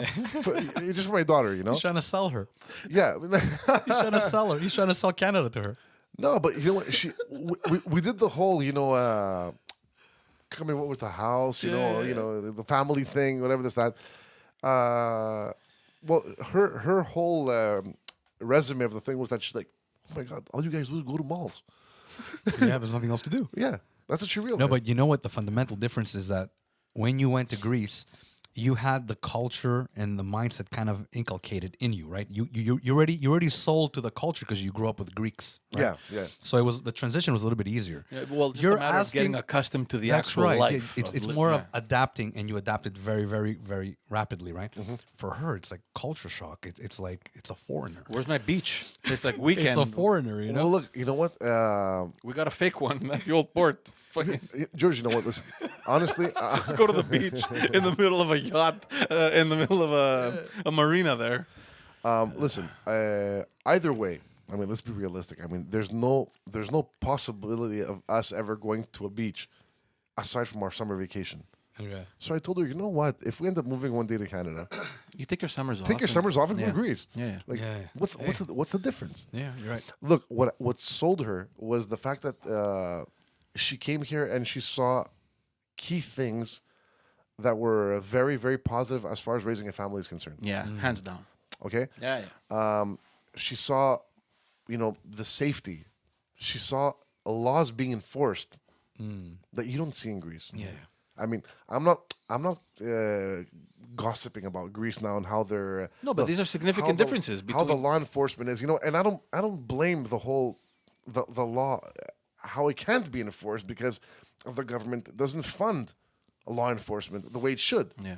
You know, and you know she was very impressed by that. She was very impressed by the organization. I mean, she was very impressed of how everything was because my wife is Greek, but she has like a kind of a German mind. Okay. So she likes the order and Structure. Yeah. Yeah. structure and organization, and you know, she's psycho that way.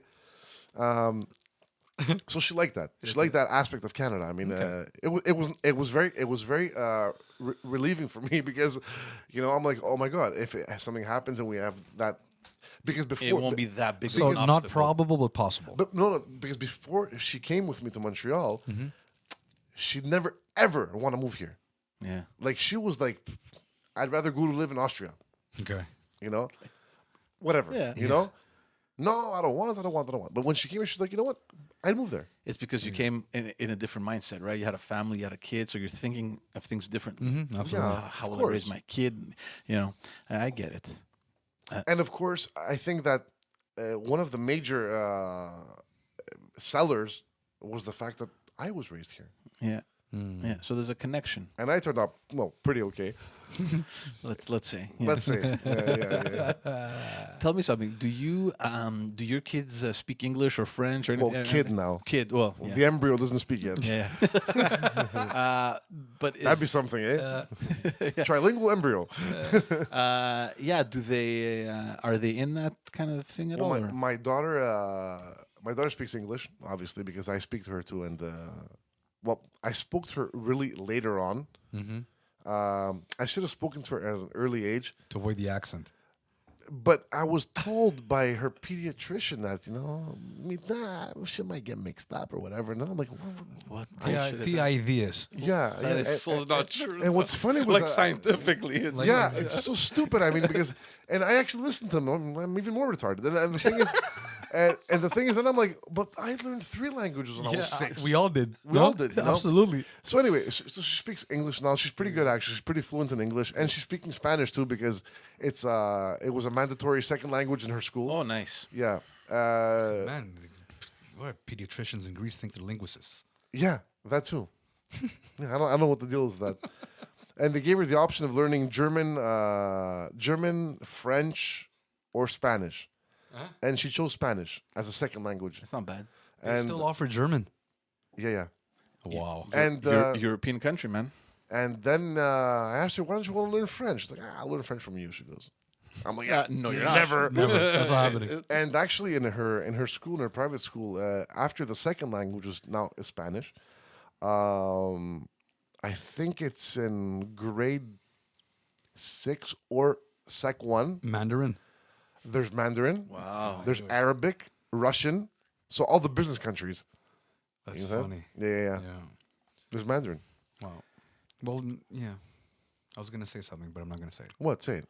No, I'm just saying, like, I don't see the utility or the advantage of another language in a globalized world. But when but I guess Well, there's something. But look, you know what? I mean, considering the fact that in Greece there's a lot of Chinese people now. Yeah. Oh yeah, You know. yeah. They should learn Greek, not the other way around. Yeah, but can you imagine how much money my daughter would make if she was a translator? Yeah. that's true. Yeah. It's very rare. I mean, you can't find a Chinese to Greek translator very easy. Yeah. I was telling Chris earlier that even though we've lost touch, I mean, I haven't seen you guys like in 20 years.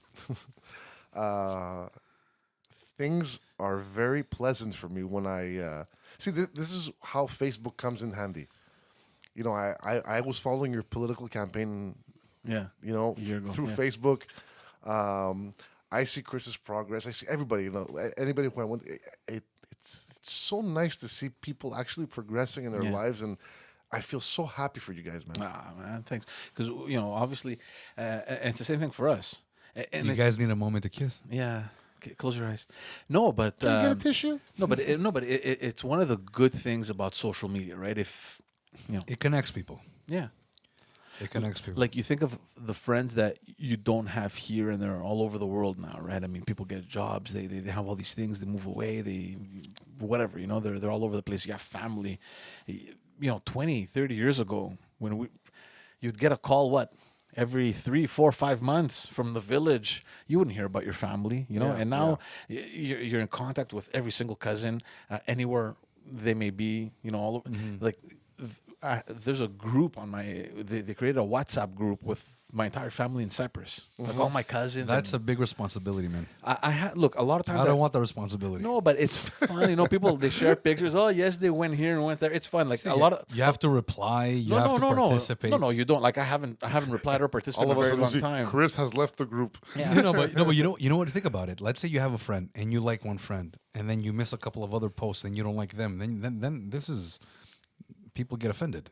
No. Because look, What do you mean? Like, I mean, That's what I mean by you responsible. didn't like my post. What I'm saying is that once you're involved in the activity, then you gotta follow. Once you follow people, then you gotta give your attention to everyone, and you're gonna miss things, and people get offended.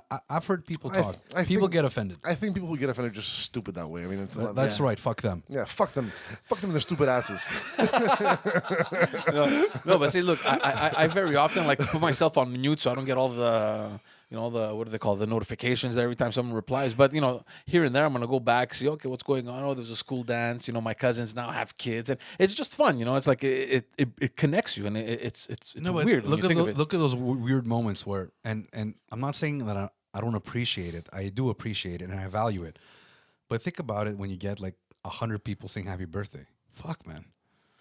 Yeah, Fuck that. I mean, I'll be very honest with you. I mean, come on, man. on April 3rd, which is my birthday, and August 15th, which is my name day, I don't answer my phone. Well, that's what I'm saying. Especially your name day is a big one, right? Well, yeah, I mean, especially when you get those template messages, Χρόνια πολλά με υγεία. Like it's been sent, That's what I'm saying. Like, look. And in Greece, No, but sorry, think about it. Everybody took the time to send you a message.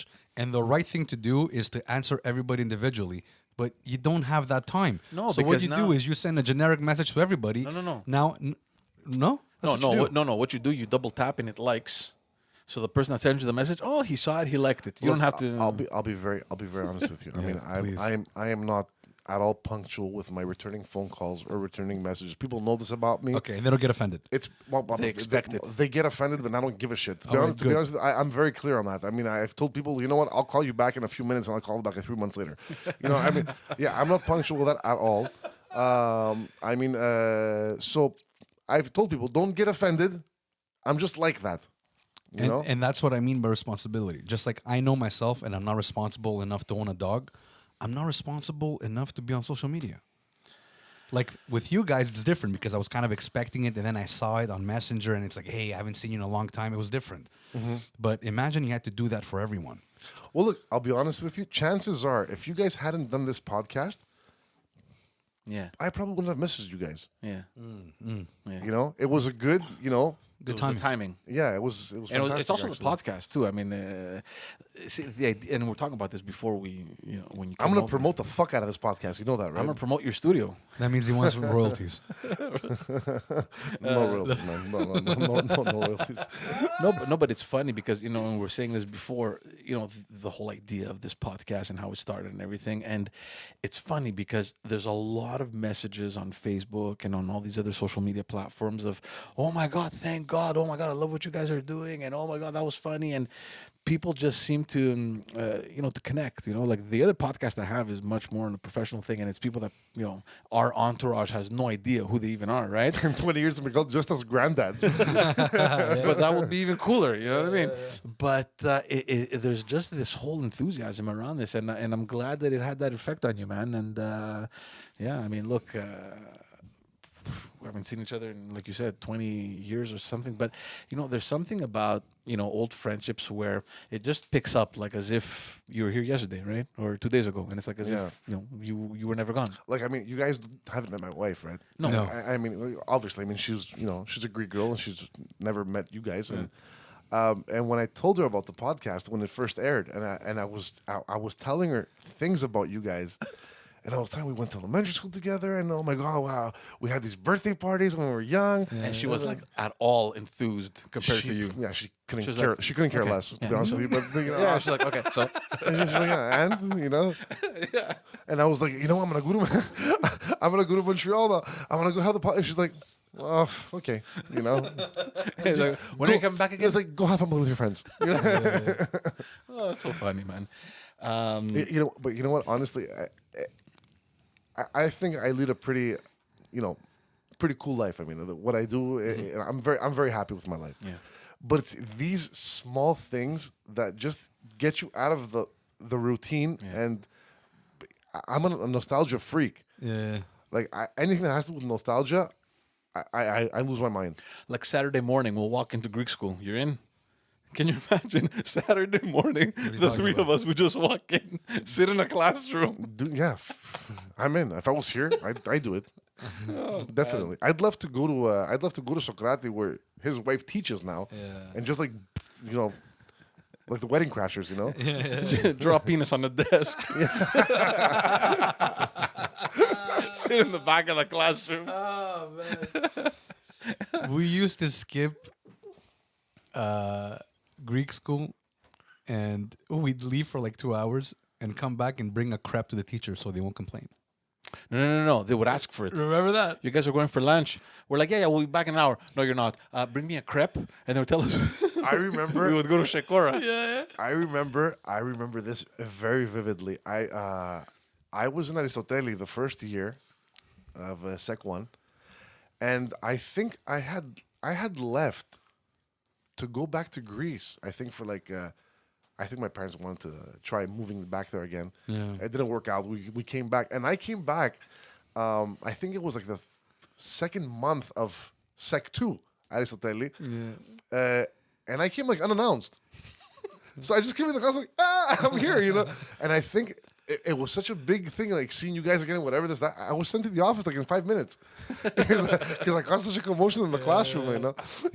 And I think it was Kira Sofia, I think, or something. She was like, But it's Fia. Who are you? Yeah, go to the principal's office. Yeah. You're out, But it's good so because it's like, man, it's like obviously I'm giving that opportunity to my kid, and it's something nice. Like zero regrets for Socrati. Zero regrets. Oh yeah, man, come on. I see, like, look how we're all kind of connected and we've stayed connected, and I'm seeing that with my kid, and it's a nice thing. Yeah. And you know what? Sometimes you're saying, "Oh, school's not important," but school is not only the academic part.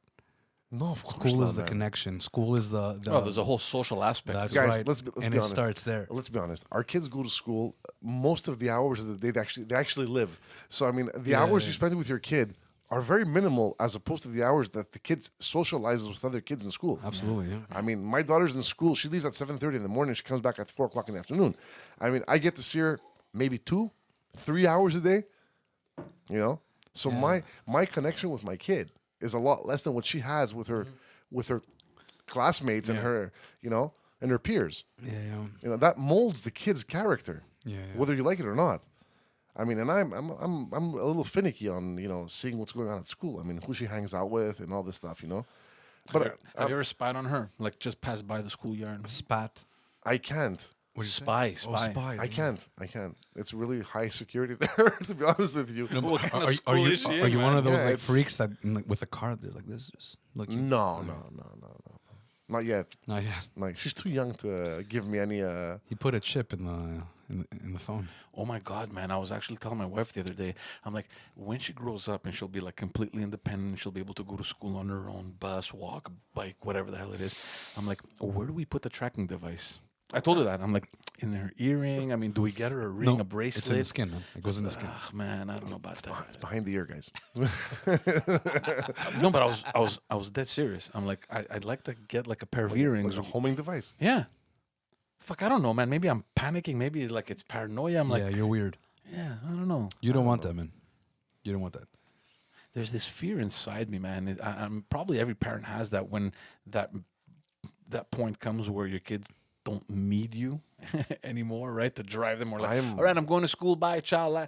And I don't know. I'm waiting for that. I'm day. waiting. Yeah. I'm looking forward to that. Yeah. I don't know. My I guess my daughters were way younger than your kids, but How old is your The daughter now? problem is the oldest is 4.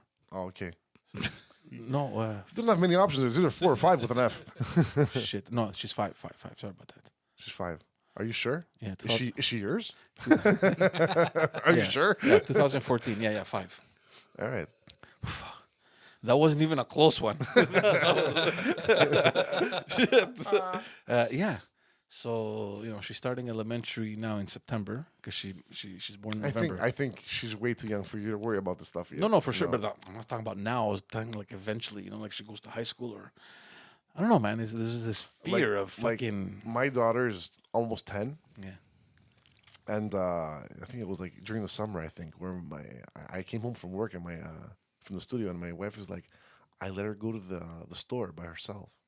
She's like, I was watching her from the corner to make sure she got there okay, but I wanted to start giving her like some, that independence, freedom. Yeah, whatever. And my daughter, she loved it, Yeah. My daughter loved the fact, not that she went to the store by herself, she loved the fact that my wife trusted her her. enough to, but my daughter's a little scared too, Like Dude, I remember. What do you mean scary? she's scared. Scared, Okay. not Okay. scary. Like, she's she's a little bit, Okay. she wants to do it, but she feels A little reserved. That's it. yeah. It's the nerves, it's the first time. But oh my God, I'm alone. honestly, I know this is gonna sound very stupid and very, parental or whatever. But I have a great kid. We're super lucky. Do you live like in a highly high volume traffic area? Like where are you in Athens? No. We live in Pevki, which is in the northern suburbs, close to Kifisia. Oh, okay. If anybody knows, very green, very suburbia. Yeah. No chaos. No downtown. No, chaos. not at all. No. Sigru. It's like living in Chamonix. It's one of those things, Yeah. suburbia. Yeah. Okay. No, okay.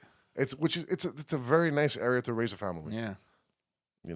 I mean, I'm a city boy. I mean, we grew up here in Montreal. I mean, we like noise. I mean, my first apartment, second apartment, when I was living alone in Greece, I lived right across the street. Like my building's door was facing the entrance door of the movie theater.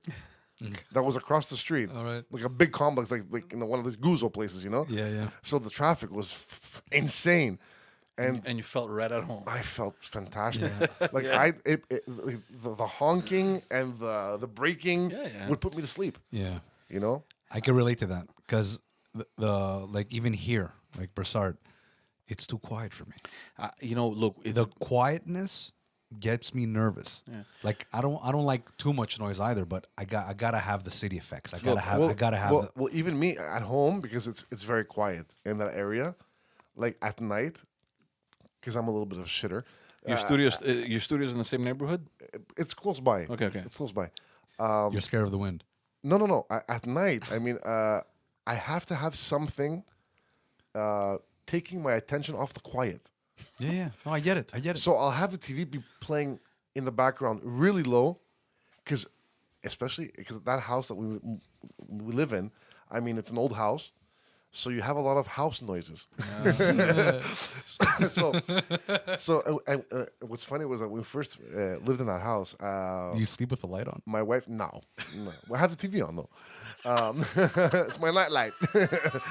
My wife has this old vintage antique dining set, right? Like dining room, right? This is how haunting stories start. Yeah. This is how they begin. So at night, and especially in the winter, when like the temperature would change in the house because you have the heating on and you have you turn it off eventually. Creaks and The motherfucker would start creaking like crazy, and then that would creak, and then all of a sudden the refrigerator would start defrosting, and I would hear these sounds, and I'm like, what the hell's going on in here, you know?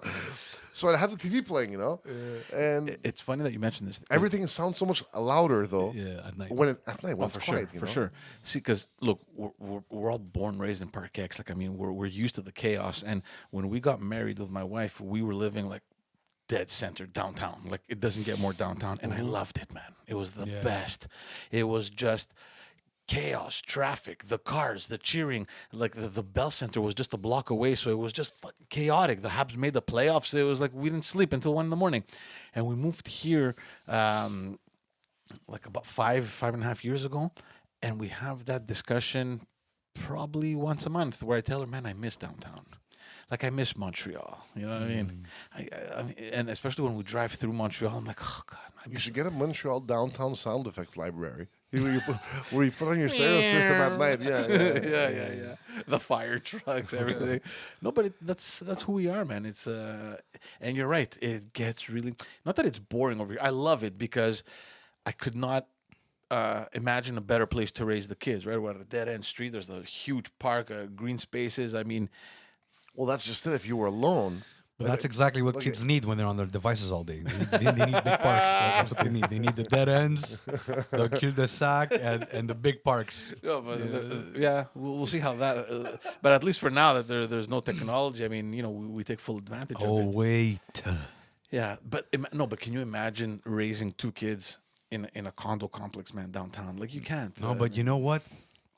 My kid plays in the lane with another 55 kids. And I love it. Yeah, but it's different, man. Park X, you have It's a like lane. he'll go out in Downtown the lane. Montreal, you can't wait. I'm telling my kid, go play on Peel Street. He could play with junkies. Yeah, man, he could go find junkies and play with them. Peel and Saint Antoine, Peel and Notre Dame. Go play on the corner there. Daddy, I brought a friend with me, this homeless guy. But see, in your case, it's very different because you're actually raising your family in the house you grew up in. Yeah, absolutely. So you're showing him everything you had. That's right. It's fantastic. Yeah. Yeah. Like, that happens very often in Greece as well, right? There's a lot of families that have just built up, and the grandparents are there, and the kids are on floor number 1, the daughter is floor number 2. The house we live in, which is it's a single family home, right? Yeah. It's the same house my mother-in-law grew up in. Yeah. Wow. So, same thing. It was my wife's grandmother's house. Wow. You can So it's imagine been back passed then. on, Back then, it was probably like some cottage or country place or out in the woods. Yeah, well, that area we live in actually was a resting area for people that were sick and needed fresh oxygen. They take them there in that area so they can So at night, it's the ghosts of those people that you hear. probably. That's what it is. Yeah. Scare I'm gonna get that show Dead Files to come to my area and do a show. Radars. We sense paranormal activity. So our next podcast will be We're the Ghostbusters in Athens. We're gonna close it up, man. It was very nice seeing Yeah, you. you man. guys are boring, man. All right. We're old, man. We got to go to bed now. No, honestly. I'm on vacation, man. I don't know about you. Yeah, he's ready to go party. Chris is going to... Where are you dropping him off? No, he doesn't drink. I don't drink, man. No, it's done. I don't drink. I actually, it's really funny. I go to the club and have coffee. Or Zizzirella. No, δεν έχουμε τζιρέλα. Πάρε μια Zizzirella. Your stomach hurts. No, dude, honestly, it was amazing to see you. It was amazing to see you guys too. Say hi to everyone back there. All the Even though you don't know all the anybody. people we don't know. All the Just people we say don't hi know. to them. Say hi. Good luck with a new baby. We'll say hi to Ligris. All right. Do you still see that kid? No, man, but I miss him. Fuck. Where is he? I don't man? see that guy, but I miss him. Where is he? He used to work at Mythos. No, but he went after to what's the other one on Park Avenue there? Filnos. Oh yeah. Uh-huh. That's the last time that's where I saw him last time. I can't remember what we were there for, but I want you guys to say hi to Andre Galadze for me. We will. he won't be watching this podcast because he's completely clueless when it comes to social media. He doesn't. really? Nah, he doesn't care. If there's one guy that doesn't give two shits, it's Andre. Good for him. Good for him. Yeah. He's probably the healthiest one from all of us. Yeah, exactly. A pleasure, buddy. Thanks for the gifts. Thanks for coming by. Thank you for having me. We appreciate you coming, man. Thanks a lot. That's it, folks. Tune in next time. We're going to have, I don't know if we're going to have another guest. We still don't know what we're doing. We're taking this one episode at a time. Check us out on all the social media. Like, subscribe, comment, and we'll see you on the next episode. Ciao. Chris will go drop some dicks, man.